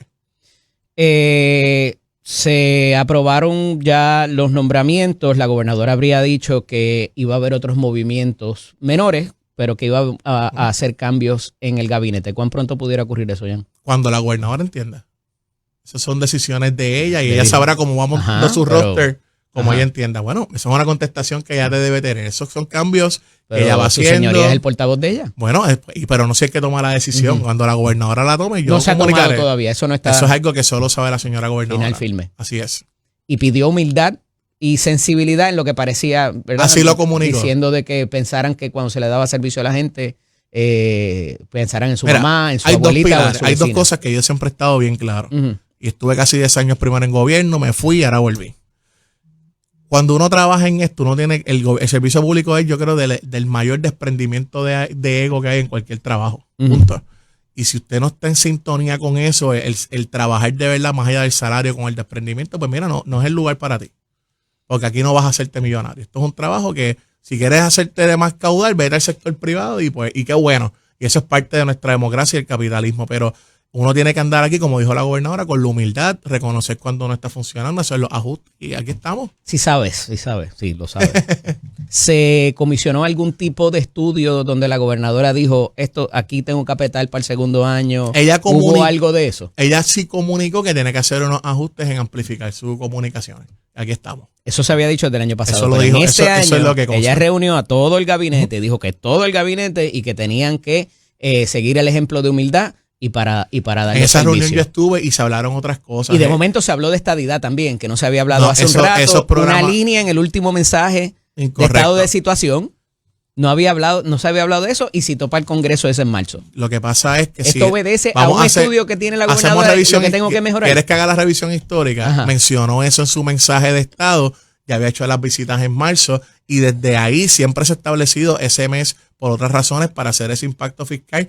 Entre otras cosas, la estadidad no se adelanta solamente con un proyecto de ley, no se adelanta solamente con un plebiscito, se adelanta con todas las gestiones que hace el gobierno y con no ser tibio. Aquí uno tiene que ir de frente, no como otros por ahí que son tibios, ¿verdad? Que son ¿A quién te refieres? izquierda. Bueno, lo voy a decir de frente, Juan Dalmau. Es izquierda en Puerto Rico, porque aquí condenan a los republicanos y a los demócratas y dicen, no vamos a participar de elecciones no nacionales. Pero entonces, mira qué irónico y paradójico. Van al Congreso, se meten con Tom McClintock a adelantar proyectos de ley. Ellos mismos suben las fotos.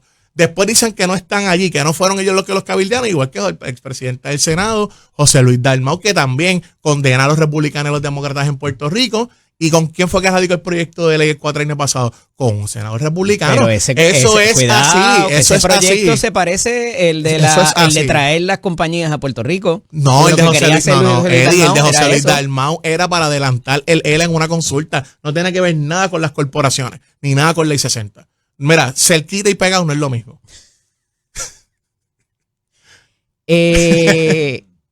Este asunto de también dispararle al PIB y a Juan Dalmau, de momento pudiera parecer también que es cada vez que hay algún aprieto o algo, se habla de Juan Dalmau, del PIB. Se del dispararon comunismo. solos y se pusieron en aprietos solos. ¿Por qué? ¿Hay algún PNP con una foto con Maduro? ¿O con Ortega? ¿O con toda esta gente de la izquierda? ¿Hay una foto de un PNP con ellos? ¿Verdad que no? Ujú. Ellos se pusieron ahí y tienen que responder por sus acciones. Entonces nos acusan a nosotros, ¿verdad? El gobierno, a la gobernadora Jennifer González Colón, el liderato del Partido No Progresista, de decir que le están señalando, que los persiguen, pero es que se pusieron ellos solos en esa posición. La postura del presidente del Partido Popular no parece ser muy distinta a la de Juan Pero Dalmau. ¿quién preside el Partido Popular Democrático? Agradecido, Prafa, secretario. Prafa con menos ha hecho más que él y no tiene los votos. Le ha madrugado las últimas noticias de él. Empezamos diciendo que el buen político anticipa. Gracias. Nos vemos Gracias la semana siempre. que viene. Bueno, Bueno, te cuidas, Dios te siempre. bendiga. Esto es Nación Z con el licenciado Di López. el presidente del Senado, Tomás Rivera Schatz. Buenos días, presidente, bienvenido, felicidades. Buenos días para ti, Eddie, buenos días para mi bachero, para todos los que laboran aquí en Nación Z y en Tele 11. Gracias por la oportunidad que me dan de participar y estar con ustedes tempranito por la mañana. Agradecido, presidente, de que estuviera con nosotros. Muchas cosas pasando en el receso navideño, se trabajó bastante, evidentemente. Esto es un gobierno del PNP, siempre estamos trabajando. Eddie, esto no es la pava, ni el PIB, que están en el mood de agache, se use como camuflaje. Estamos trabajando duro todos los días. Comenzó la sesión ya legislativa, como tal en propiedad, se aprobaron algunas cosas ayer. Más allá de la reforma contributiva y por parte del Senado, vimos la diferencia, por ejemplo, en el proyecto de las escoltas, que es mucho más abarcador el que ustedes ayer presentaron. ¿Fue por descargue? Si no me equivoco. Sí, se atendió porque realmente ya es un tema que se había discutido, ¿verdad? De hecho, y de nuevo fue por unanimidad, ¿verdad? El proyecto. Creo que en la Cámara aprobaron unánimemente, pero la versión de la gobernadora. Correcto. Obviamente, ellos no tienen la versión del compañero Juan Oscar Morales todavía, pero se aprobó la del compañero Juan Oscar en el Senado y se aprobó la versión de la gobernadora también. ¿Esto no va a abrir otra brecha entre Ejecutivo y Legislativo, presidente? Bueno, es que yo no creo que hay una brecha real, Eddie. Esto se trata de que sencillamente hay un planteamiento de que fuera del cargo, si realmente hace falta o no que un exgobernador tenga escolta. Lo que fue, digamos, me parece que fue el detonante, es que pues, había una gobernadora que se declara culpable, todavía tenga escolta, ¿verdad? Yo soy de la opinión que el jefe de la policía tiene facultad y discreción para quitársela. Yo soy de esa opinión. Él piensa distinto, yo respeto su opinión. Pero creo que ese fue el detonante y entonces pues se provocó la discusión, pero no creo que haya, digamos, un antagonismo o una confrontación entre el Ejecutivo y el Legislativo. La gobernadora presentó un proyecto, la propia gobernadora presentó un proyecto para eliminar las escoltas. ¿Y cuán diferente es ese proyecto del que aprobaron ustedes ayer? La diferencia entre el del proyecto de la gobernadora y el del compañero Juan Oscar es que el del compañero Juan Oscar limita a un año luego de salir del cargo la escolta. ¿Para los propios gobernadores? Para los exgobernadores. O sea, el próximo gobernador que salga de Fortaleza tendría escolta por un año. ¿Cómo funcionan los vicepresidentes de los Estados Unidos, por ejemplo? El de la gobernadora no. El de la gobernadora elimina las escoltas a los pero le mantiene a los exgobernadores y va a otros niveles de jerarquía del gobierno, ¿verdad? Y así. En el caso de que, como ahora estamos en sesión, si se produjera un veto de lo que se apruebe finalmente y salga de la legislatura, pudiera haber un override, pudiera irse por encima del veto. Todo proyecto está sujeto a, precisamente por lo que tú dices, estando en sesión, todo proyecto estaría sujeto a ir sobre el veto, ¿verdad? Eso pues se discutirá más adelante, pero si la gobernadora misma presentó un proyecto, no creo que esté tan separado lo que la visión de la gobernadora de la visión de la legislatura. Más allá de los nombramientos, siempre hay proyectos bandera, como este de la reforma contributiva, que es un compromiso programático del Partido Nuevo Progresista, y lo han empezado a trabajar ambos presidentes. Rápido. Ayer hablé con Johnny y Méndez, y con su señoría estoy seguro que fue lo mismo, que ordenó que se produjeran las vistas y demás. Pero como le decía al secretario de Asuntos Públicos, aquí hay unos wildcards que no controlamos, particularmente por el asunto de la Junta de Supervisión Fiscal. Que usted sepa, ¿se han adelantado esos pasos para el modelaje? Bueno, sé que ha habido conversaciones y reuniones de la Junta de Control Fiscal con el grupo económico de la gobernadora. Sé que lo ha habido y también sé que ha habido intercambio de propuestas. La Junta de Control Fiscal siempre sugiere nuevos impuestos para paliar lo que se baje por otro lado. Exactamente, lo que se alivie por un lado, pues cobrarlo por otro, ¿verdad? Quitarle el cargo a un sector para imponérselo a otro sector. La gobernadora no quiere y nosotros tampoco no queremos ningún impuesto adicional, no queremos ninguna carga adicional. Por el contrario, lo que queremos es que se reduzca sustancialmente la carga, particularmente a la clase media, ¿verdad? Que siempre es el discurso y nunca se ve. Y obviamente en el proyecto hay una reducción y hay un impacto positivo en términos de las tasas, la cual se mejora con las deducciones que se han ido duplicando, como por ejemplo la de los dependientes, que actualmente son 2.500 y se eleva a 5.000. Sobre el financiamiento de la reforma contributiva, pues se ha identificado sin lugar a dudas, y sobre la discusión y las vistas públicas, así se va a demostrar. Y yo estoy seguro que los ahorros que ha habido en el gobierno, las eficiencias que se han estado logrando, la consolidación de otras agencias, va a nutrir todavía más el tema de la reforma contributiva. De poder pagarla. De poder pagarla, sí. Y de lo que usted ha visto hasta ahora, ¿se va a poder pagar lo que cuesta? Yo estoy convencido de que sí. ¿Está convencido? Sí, Puerto Rico ha estado recaudando más de lo que estima la Junta de Control Fiscal, más de lo que estima el propio gobierno, ¿verdad? Más allá de que cuando comparas año con año, pues algunos se recaudan más y otros menos. Claro. Pero en todos los casos ha sido más que el estimado de la Junta y el estimado del gobierno. Así que yo no tengo duda. Y evidentemente eso hay que trastocarlo, decía presidente. El viernes estaba aquí con Jaime Perelló y decíamos, eso es como tener superávit en los presupuestos, ya sea de la casa o de los municipios, de cualquier lado. O sea, si tienes necesidades que no estás atendiendo y tienes superávit, hay algo problema, que no está bien. Hay un problema, claro, sin lugar a dudas. Todas las reformas contributivas, Eddie, han sido del PNP. El Partido Popular nunca ha aprobado una reforma contributiva. Nunca, jamás. ¿Alguien conoce la posición de Pablo José sobre la reforma contributiva? Al pueblo de Puerto Rico. Mañana dirá un disparate. Mañana dirá una inconsistencia. O sea, el liderato del Partido Popular está hueco, sin sentido, sin sustancia, sin contenido, sin proyección. Y nosotros, en el caso del PNP, hemos estado atendiendo todos los temas constantemente. ¿Que ha habido diferencias de opinión? Pues claro, pero estamos trabajando. Y estamos produciendo legislación y estamos actuando. ¿Y por qué mencionarlo si no son importantes? Porque han estado planteando, por ejemplo, que no se va a lograr el financiamiento. Por ejemplo, han estado y que están poniendo impuestos nuevos. Están hablando del impuesto del sol. Pues ya veremos sobre la marcha si lo que están diciendo es cierto o es falso. Los campeones en los arbitrios, desde Hernández Colón para acá, son ellos. Arbitrios reductores, refrescazos, la crudita, todo eso, la otra crudita de Alejandro. Pero dicen que eso ha sido producto de las reformas que no tienen fuente de repago que ustedes han traído y que después entonces le toca a ellos poner los impuestos para pagar por eso. Si en algo uno puede describir a los populares de embustero, ¿verdad? Porque del 2011 para acá, que fue la última reforma contributiva, vamos a buscar cuáles son los arbitrios que ha presentado el Partido Popular. No me quiero quedar solamente en la reforma contributiva, presidente, pero usted nos había dicho previamente que de lo que se había presentado en esa primera faceta parecía mejorarse más al sector acaudalado que a la persona de a pie, que usted esperaba las próximas movidas. Tengo que pausar, pero cuando regresemos quiero hablar si ya está satisfecho en cuanto a eso, si va a ser el alivio para quien tiene que ser. Nación Z con el licenciado Eddie López. Estamos dialogando con el presidente del Senado, Tomás Rivera Schatz. Y le decía, presidente, que en semanas pasadas, usted sentado en esa misma silla, nos había dicho que hasta ahora había como una percepción de que los proyectos presentados que tenían que ver con reforma contributiva, creo que eran 14, se aprobaron 10, parecía beneficiar a un sector acaudalado en términos de la ganancia de capital y otras cosas para los inversionistas residentes en Puerto Rico y no para personas de a pie, para el sector productivo. Claro, en efecto sí, así fue la impresión que yo hice aquí cuando te visité. De 14 proyectos de tema contributivo que se presentó por la gobernadora, se atendieron 10, se aprobaron 10, se firmaron por la gobernadora.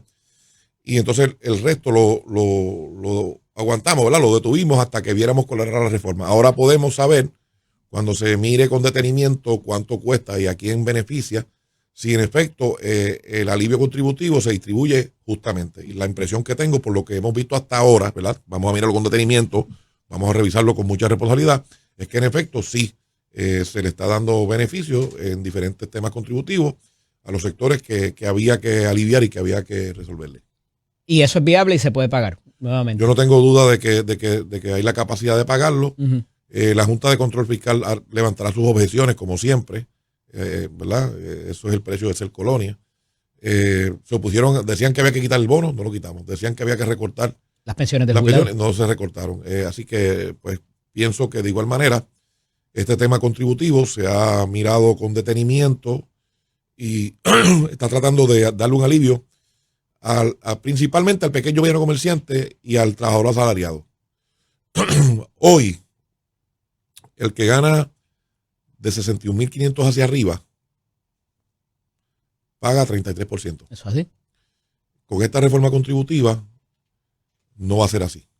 Con esta reforma contributiva, todo el que gana 150.000 o menos va a tener un alivio real, ¿verdad? En términos de las tasas. Además de ese alivio de las tasas, hay unas deducciones, como por ejemplo la del dependiente, entre muchas otras. Hay un tema también de ajuste por inflación, usando los criterios de la IARES. Hasta lo de la gira se Exacto, se duplica. entre otras cosas que van a lograr que el contribuyente, asalariado, pequeño, mediano comerciante, tenga un beneficio real y sustancial que es sustentable y que se puede pagar con... Hay un plan B en caso de que se tranque la cosa y que esto sea aspiracional. Que Pues todo claro, esto seguro, junto. siempre hay formas de hacer ajustes, ¿verdad? En la reforma contributiva, siempre hay ajustes. Pero no sería negociable para su señoría que se baje la tasa de ganancias de capital de los residentes en la isla contributivo y que no se bajen las tasas del sector productivo. Yo creo que el tema de la ganancia de capital tiene que mirarse desde la perspectiva que mueva o que tenga el efecto de mover la propiedad inmueble en Puerto Rico. Porque como le decía al licenciado Peña Payano, lo que más cuesta es bajar esa tasa entre 9 y 12 Claro, puntos. si usted baja la tributación por la ganancia del capital, o sea, es más económico el pago, usted va a promover que la gente venda, que se mueva, que haya un tránsito de propiedades, que eso va a su vez a tener una consecuencia en la economía directa e inmediatamente. Mínimamente en la cantidad de propiedades Claro, que disponibles. se pueda vender. Y yo creo que eso es un tema que hay que mirarlo y que hay que promoverlo. Claro. ¿Cuán pronto pudiéramos ver esto? De verdad, es otra cosa. ¿Es aspiracional el tenerlo para la próxima planilla? ¿Va a ser posible? Yo escuchaba ayer a los amigos del Partido Popular decir, que prometieron en 100 días radicar la reforma. Pues la reforma contributiva, la promesa era que se pudiera, que fuera el beneficio para la planilla que se va a radicar ahora en abril. Pues vamos a ver si se cumple.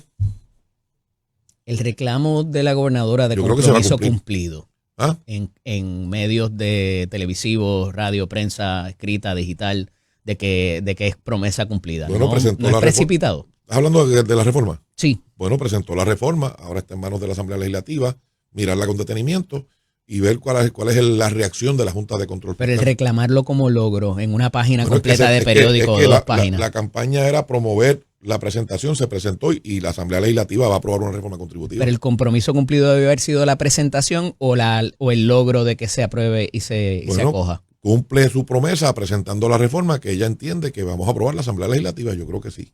¿Fue acertado sacar ese anuncio de prensa? A mí me da igual, ¿verdad? Yo no veo que haya diferencia en cuanto a eso. Si cuando la gente rinda la planilla en abril, ¿verdad? Y haga las transacciones y tenga los beneficios adicionales que hay, pueden constatar que en efecto... Si la Junta se le tranca y no se implementa, entonces se quedó en Bueno, si la Junta se tranca y página. no se implementa, pues entonces los que defienden a Lela, el comisionado residente, tiene que hablar de qué logró para salud, para educación, para temas contributivos, más allá de que come revoltillo con morcilla. Otra de las cosas que se trae es la consolidación de agencias con esto o ahorros en las agencias y ya ha salido la oposición a decir eso es que van a votar gente. Como votaron 30,000 empleados en el 2010. Eso no es el plan del gobierno de despedir empleados, no. No es el plan que hay, es la consolidación y con esa consolidación, ese ahorro, no se van a perder plazas de empleo. No necesariamente, no se tienen que perder plazas porque hay agencias que están dando un servicio que lo van a seguir dando. Por eso, pero si, por ejemplo, cortas en contratos, probablemente... Pues la contestación es que no va a haber despido. No va a haber despido. ¿Cuál parte de esa es la que no entiende? No, porque pueden darse... No va a haber despido. Una cosa es empleado gubernamental y otra cosa es el contratista que da servicio. Nosotros no somos como Pablo José Patri para adelante, que un día dice una cosa. No va a haber despido. Ya que está loco de hablar de eso, presidente, la gobernadora ha traído el asunto también de que acoge con beneplácito el movimiento militar que ha tenido un repunte económico. Y obviamente se trae la figura nuevamente de Juan Dalmau, lo que ha dicho, el proyecto recientemente presentado. ¿Por dónde vamos con eso? Mira.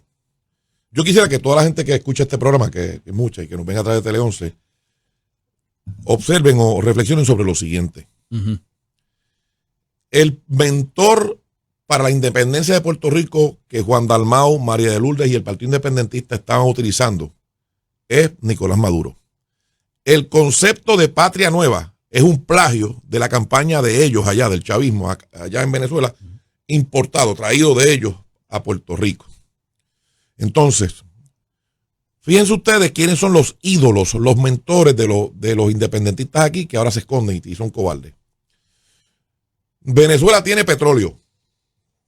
Minerales, de todo. Minerales, oro, potencial agrícola, de cosechas, de ganado, turístico. Y ellos prefirieron el narcotráfico. los asesinatos, el secuestro. Vamos a dejarlo ahí, Y presidente. esa es la gente que Juan Dalmau y el Partido Independentista tenían de mentores para traer a Puerto Rico. Tengo que pausar, se juntan con esa gente. Tengo que pausar, pero regresamos en breve. Hablamos un poquito más de eso y de este proyecto de independencia, no de Estado. Y ahora está echándose para atrás. Y la cosa de Groenlandia. Y ahora está Hablamos echándose de para eso cuando regresemos. Esto en Nación Z con el licenciado Edilo. Tenemos la próxima media hora también para seguir hablando de los asuntos. Y me hablaba de esto de lo de Venezuela y el repunte que ha tenido en la discusión de Puerto Rico.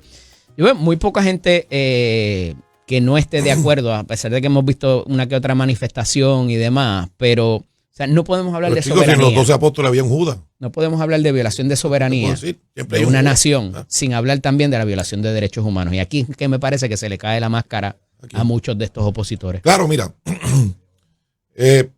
teniendo el potencial del petróleo, el oro, las minas, el ganado, la cosecha, el turismo, prefirieron el cartel de los soles. Y esa es la gente que veían como mentores de la independencia para Puerto Rico, Juan Dalmau, que decía que corría sangre bolivariana y que se sentía familia de Chávez y de Nicolás Maduro. Y la senadora del PIB diciendo que las organizaciones cívico-militares que lo que hacían era atropellando al pueblo. 90% de pobreza, 8 millones de venezolanos huyéndole al régimen. Y esa es la gente que ellos veían como la gran cosa y de quienes copiaron la Patria Nueva. La Patria Nueva de Juan Dalmau viene de Maduro. Y lo más seguro lo niega. Se fue con Luis Gutiérrez allá donde Tom McClinton, un republicano que ha sido un racista. Y entonces allá cuando regresó, que vino, dijo que estaban bregando y ahora está diciendo no quiere la púa. Que no tienen nada que ver con el proyecto del republicano que ellos buscaron para promover la independencia, ¿verdad? Así que la cobardía son unos caripelados. Mira, yo cuando se discutía el tema de la estatua de Trump, que yo dije, mira, ¿qué estatua de qué van a poner aquí? Recuerdo. Vamos a hacerle un monumento a los caripelados allí en el Capitolio para los independentistas, que son unos caripelados. Son unos mentirosos y unos cobardes. Esa es la verdad. Ayer Adrián se tomó un turno allí y habló acerca de eso, ¿verdad? Y nosotros le contestamos. Sí. Los miles de muertos, Mira, Adrián, María de Lourdes, Juan Dalmau, si fueran en Venezuela, la oposición que fueran aquí, estarían muertos, presos o desaparecidos. Que le den gracias que tienen la ciudadanía americana y que esto es un país democrático. Pero allá, si fueran enemigos de Maduro, como son enemigos aquí de los Estados Unidos y del gobierno, allá no tendrían el espacio de hablar que tienen aquí en Puerto Rico. Presidente, tengo que pausar, pero cuando regresemos quiero hablar de los proyectos de estadidad, del estatus, de lo que está pasando más allá de la presencia militar, lo que pudiera significar todo eso para Puerto Rico y de los otros asuntos que ustedes también tienen a bien presentar para esta sesión y qué se puede lograr en cuanto a eso. Ahora cuando regresemos continuaremos con el presidente del Senado, así que no se vaya nadie, que esto apenas comienza. Continúo dialogando con el presidente del Senado, Tomás Rivera Chats. Y presidente, nos quedamos en el asunto de Venezuela. Se ha hablado también de cuál pudieran ser las ventajas de Puerto Rico con la apertura de Venezuela o los retos también, ¿verdad? Porque hay un sector inversionista que quizás arranca para allá, porque como usted muy bien dice, hay petróleo, hay minerales. La primera hay ventaja que cosas. tiene Puerto Rico es que se acabó el narcotráfico. Esa es la primera ventaja. Sacaron a un narcotraficante y un asesino. Así que la primera ventaja que tenemos es que esa droga que envenena a nuestra juventud, hay un detente, ¿verdad? Y me parece que eso es un positivo. A pesar de que se maten porque la droga está más cara y se lleven a veces gente eventualmente todo eso va a menguar también, pero el primer positivo es que se cancela Entonces, curiosamente, tú ves que el Partido Independentista quiere despenalizar todas las drogas. Fíjate qué cosa, ¿verdad? Aquí había una propuesta para despenalizar todas las drogas. Y su mentor era Maduro. Tú ves eso y entonces tú puedes hacer que cada cual llegue a sus conclusiones. El que Estados Unidos se meta en una nación para ejecutar una orden de arresto y captura, pues hay gente que se está rasgando las vestiduras. Claro, pero entonces, ¿por qué no lo hicieron los países de izquierda? ¿Por qué los países que critican no se preocuparon por los venezolanos, que los 8 millones que se fueron, el 90% que está condenado a la miseria, por los asesinatos, por los secuestros, por las desapariciones, por la persecución política? ¿Por qué no lo hicieron ellos?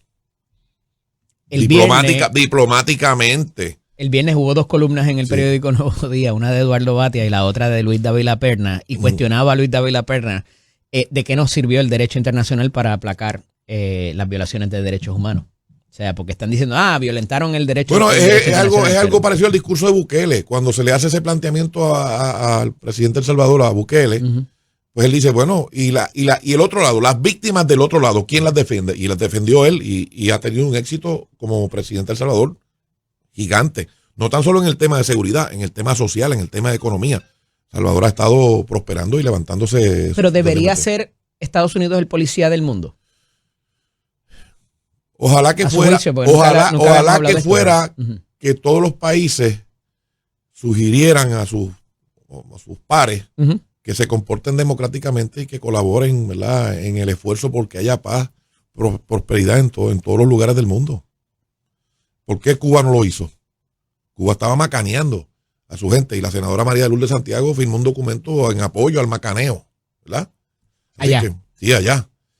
Así que, de nuevo, bueno, y el macaneo acá, porque cuando las jóvenes que se quejaron de hostigamiento sexual trataron de chanchullarlo, ella y Juan Dalmau trataron de chanchullarlo y no pudieron, ¿verdad? Y terminó, ¿verdad?, como terminó, pero después de todo, y lo mismo el coordinador de Victoria Ciudadana, que lo acusaron de la agresión sexual y entonces lo taparon. Y las feministas y Eva Prado y las demás no dijeron nada, ¿verdad? Así que, ¿por qué Estados Unidos? Pues porque tuvo la capacidad y porque lo logró. Ojalá hubiese sido otro país. ¿Por qué no lo hicieron otro? Tan sencillo como eso. La pregunta es, ¿está mejor Venezuela hoy? ¿Tiene esperanza Venezuela hoy? Pues claro que sí. Y la región del Caribe completa. Completa. Allá era que iba. Claro. En ese sentido, nos da una importancia ¿Por mantener qué, por ejemplo, esa presencia Petro, que se había Lula perdido? Silva, entre otros, no invitaron a Maduro a que se diera el poder luego de haberse robado las elecciones? ¿Por qué no lo invitaron a reflexionar sobre los números de la pobreza, del éxodo, de todos los planteamientos del narcotráfico? El mantener esa presencia militar en Puerto Rico, que es lo que quiere Yo llegar creo- más allá del yo repunte creo que es económico, excelente. ¿nos pudiera exponer a algún peligro de alguien que nos vaya a atacar o cosas así? No, yo no creo, ¿verdad? Somos parte de nuestra nación, es la nación más poderosa del mundo, los Estados Unidos de Hubo América. compañeros de la prensa que decían que Puerto Rico podía ser el próximo Pearl Harbor. Bueno, sí, pero es que son, ¿verdad? Son gente que tienen la frustración de que el discurso y la monserga antiamericana que llevan planteando por tantos años, pues no tiene eco y no tiene apoyo en el pueblo. Así es que yo, el del Nuevo Día, ¿cómo se llama? Benjamín Torres Gotay decía, con un revólver en la nuca, el hemisferio. Como te duele, Benjamín, te duele. Y entonces el chiquitito de allá del Nuevo Día, ¿cómo se llama? El señor bajito Delgado, el imperialismo. No tienen eco y llevan años, décadas, tratando de llevar ese mensaje antiamericano, de izquierda, liberalísimo, y no han tenido éxito. Creían que Juan Dalmau iba a coronar ahora y un fiasco. O sea, que el acoger con beneplácito esa presencia militar no es que el PNP se esté congraciando, buscando congraciarse con Donald Trump. Pero es que Donald Trump, nuestra nación en los Estados Unidos, no importa quién sea el presidente. El presidente puede ser el que sea. Y nuestra nación americana, cuando ha tenido que enjuiciar a un presidente, lo ha hecho. En Cuba no, en Nicaragua no, en Venezuela no. ¿Y se puede avalar eso y también condenar que nos mantengan como colonia? Claro, nosotros lo condenamos y nosotros hemos estado luchando para que Puerto Rico deje de ser una colonia. Los que quieren mantener la colonia eso es el Partido Popular, el comisionado inconsecuente en Washington. Que ¿Inconsecuente por qué, presidente? Porque no ha logrado nada. Nada, ni en el Partido Popular, ni en Washington, ni en ningún sitio ha logrado nada. Absolutamente nada. Primero dijeron que no estaban ni con Maduro ni con Trump. Entonces después dijeron que respetaban la soberanía, pero defiende la colonia. Él reclama que ha presentado más proyectos que lo que presentó la gobernadora en su primer año. Bueno, allí hay legisladores de minoría que han presentado un montón de proyectos que no tienen ninguna consecuencia. O sea, que el radicar un proyecto no necesariamente significa que uno sea buen legislador. Y que el pueblo de Puerto Rico se pregunte de qué le ha valido los proyectos que ha radicado Pablo José Hernández. De nada. Así que no ha conseguido absolutamente nada. No tiene liderato. Su inmadurez, su incapacidad, su ausencia de contenido es evidente y marcada en cada una. Ya en el Partido Popular están cuestionándose si tiene la capacidad o no. Habla más el secretario general, que tiene 3 derrotas, que el presidente del partido, porque se han dado cuenta que no tiene la capacidad de hablar, ni de atender los temas, ni de profundizar. Y eso tiene que ver con las aspiraciones para la próxima elección, desde ya. De él, pues claro. De él o la suya. No, mías no. Nosotros siempre hemos señalado la posición política. Uh-huh. Nosotros siempre hemos señalado la posición. El cuatrienio pasado nosotros señalamos al Partido Popular y señalamos al Partido Independentista, atacamos. Nuestros anuncios iban en contra del liderato del Partido Independentista. Directamente. Claro, directamente. Y del Partido Popular también. Lo hicimos. ¿Esa amenaza era real? ¿De que llegara el comunismo a nuestras orillas? Bueno, claro, lo que ocurre es que hubiese que ganado lo que ocurre es que los independentistas son tan cobardes que se quieren trepar al ring y no quieren pelear. Se quieren trepar al ring y no quieren coger una bofeta. Y le metieron no una, 200. Y ahora han cogido 300.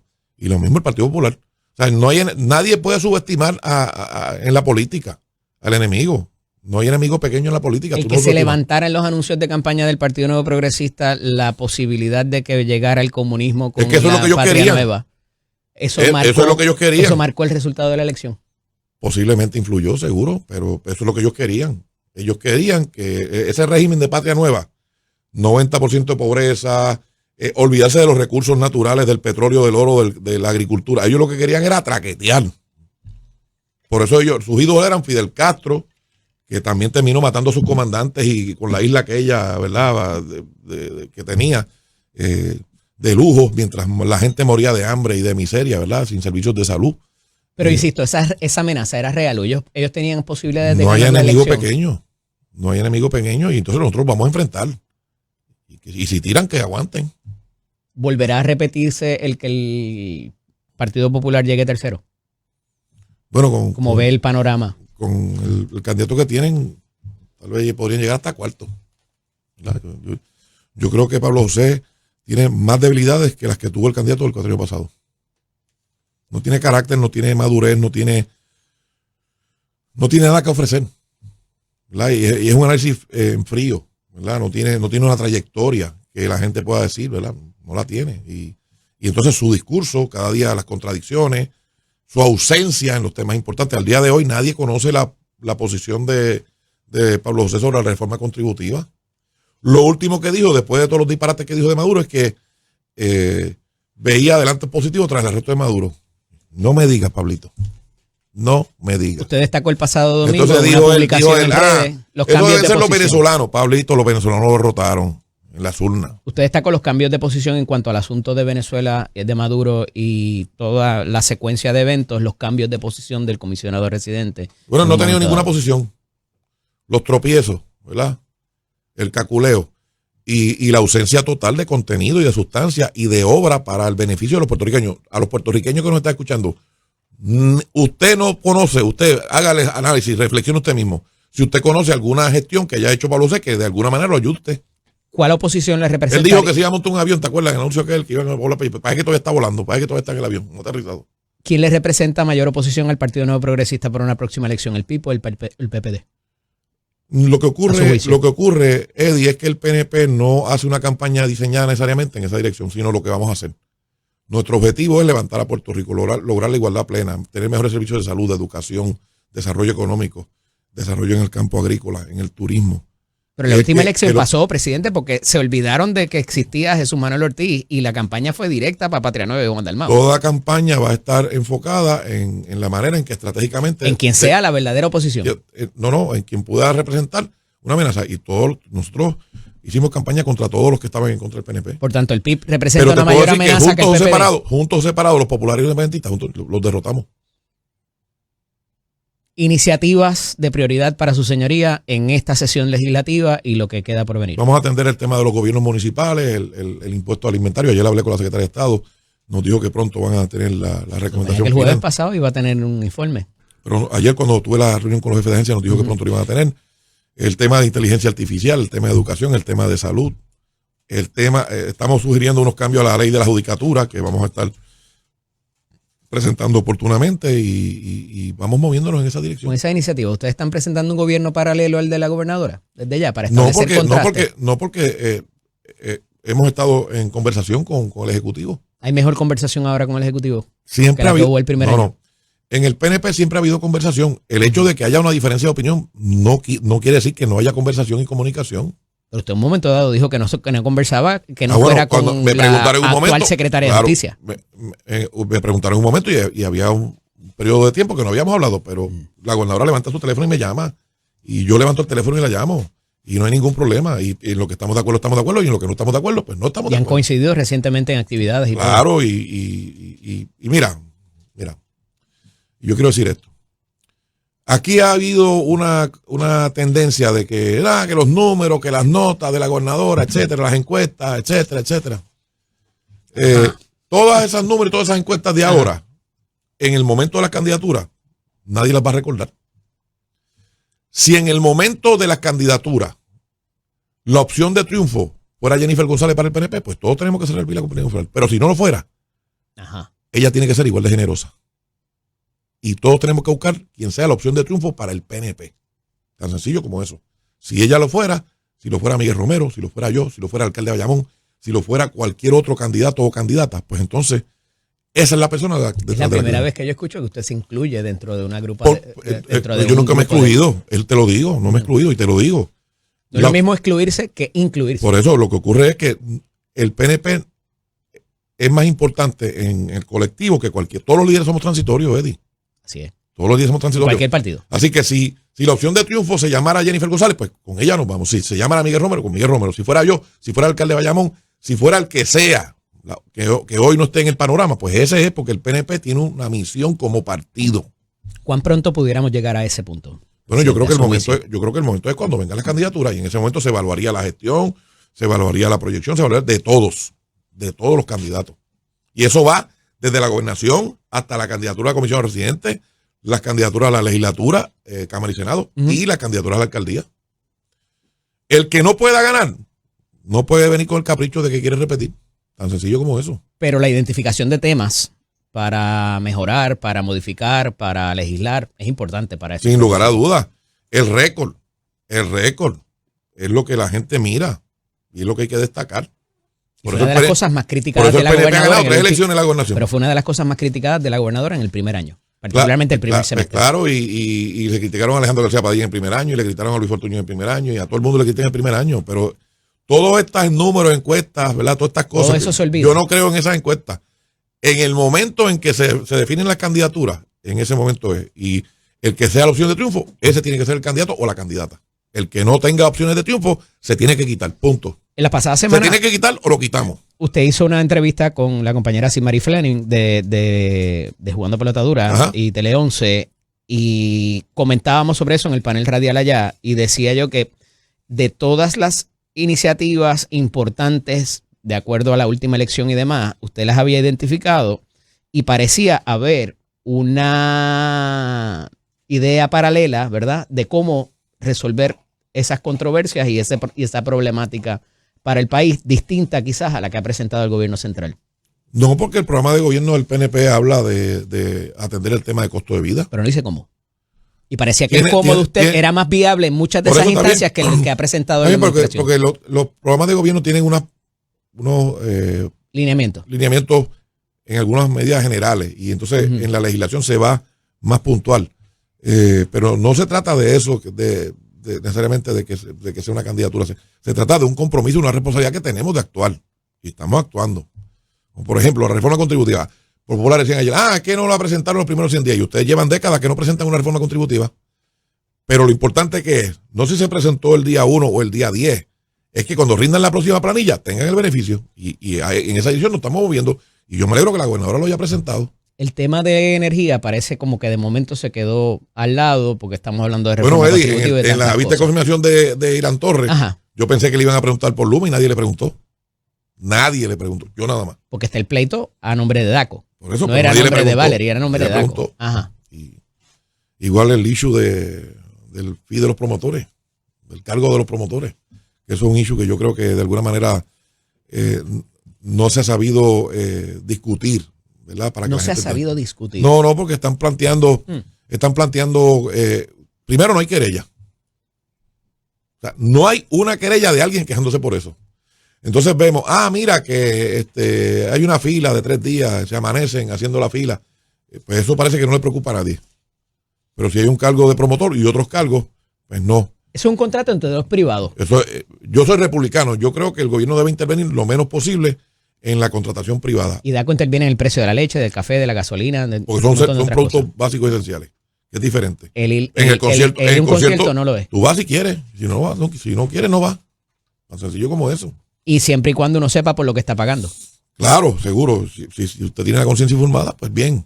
Pero entonces la sugerencia, el cargo del promotor. La burocracia ha dañado tantos negocios, ha sido un obstáculo para tantos negocios que entonces ahora se quieren meter en el negocio de los promotores. Yo escuchaba el otro día a un artista decir, bueno, es que eso debe estar en el split para que nos toque a nosotros. Entonces, él no está defendiendo al consumidor, se está defendiendo él. Lo cual es lógico y es válido. Todo derecho es renunciable. Claro, ¿verdad? Lo cual es lógico. Pero entonces, si usted desglosa ese cargo específicamente y lo saca de esa división de lo que llaman el split, pues la gente sabe cuánto es. Pero si el promotor necesitara esa cantidad para poder sufragar algún gasto o para algún propósito por el cual tributa, y tiene que meterlo en el split, pues entonces si es 9-1 y necesita $3, tendría que cobrar $27 para asegurarse la cantidad que necesita para el artista y $3 y los $3 del promotor, lo cual sería al final más caro para el consumidor. Pero hay varios proyectos, ¿verdad? Que se están mirando y los evaluaremos. Pero yo creo que el gobierno debe meterse lo menos posible. Nosotros tenemos también un proyecto de reforma de permisos que lo vamos a presentar, va a ser impactante. Ese es importante para el desarrollo económico. Sí, yo creo que hay dos clases de permisos, los que tienen impacto en los recursos naturales y ambientales, que deben tener un filtro mayor y obviamente un escrutinio mayor, claro. Un escrutinio mayor y un filtro bastante, ¿verdad? Importante. Y los otros que debe ser un registro. Si yo te compro una farmacia, ¿por qué yo tengo que sacar todos los permisos? Si te compro un colmado, si te compro una estación de gasolina, yo creo que debe ser un mero registro. Ahora esta farmacia es fulano de tal. Y ya, y que es peor que eso, presidente, porque si el inspector de bomberos, de salud, que no hay mucho, no me puede ir a visitar, no me dan el permiso porque el gobierno eso no puede. Eso hay que eliminarlo. Tú sabes, complicado.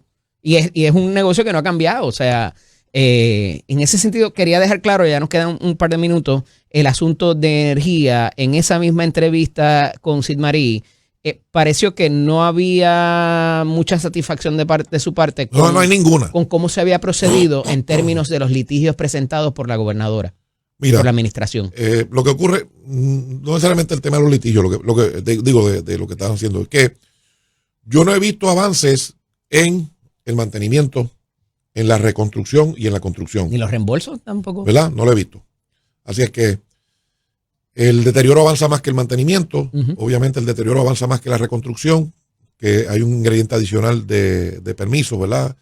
Y que la construcción de nuevas infraestructuras Y entonces a la gente no le importa si es Luma o cómo se llame el que administra eso. La gente quiere que tenga energía accesible y económica, de la manera que sea. Hay gente que cree en las placas solares, hay gente que cree en otras formas de energía renovable y hay gente que cree en el viejo sistema, ¿verdad?, que tenemos.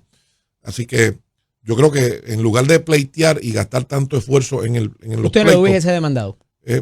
Yo me hubiese sentado con ellos. Yo creo que el sal de la energía debe ser el gobernante. Y que le diga, eso fue lo que dijo en esa entrevista. Si tú no me cumples, vamos a tener problemas. Tan sencillo como los de acueducto, los de energía eléctrica y los que sea, el privatizador. Como se hizo en un momento con Acueducto. Se sacaron a 3 compañías en un año y medio, 2 años quizás. Pero menguaron los apagones.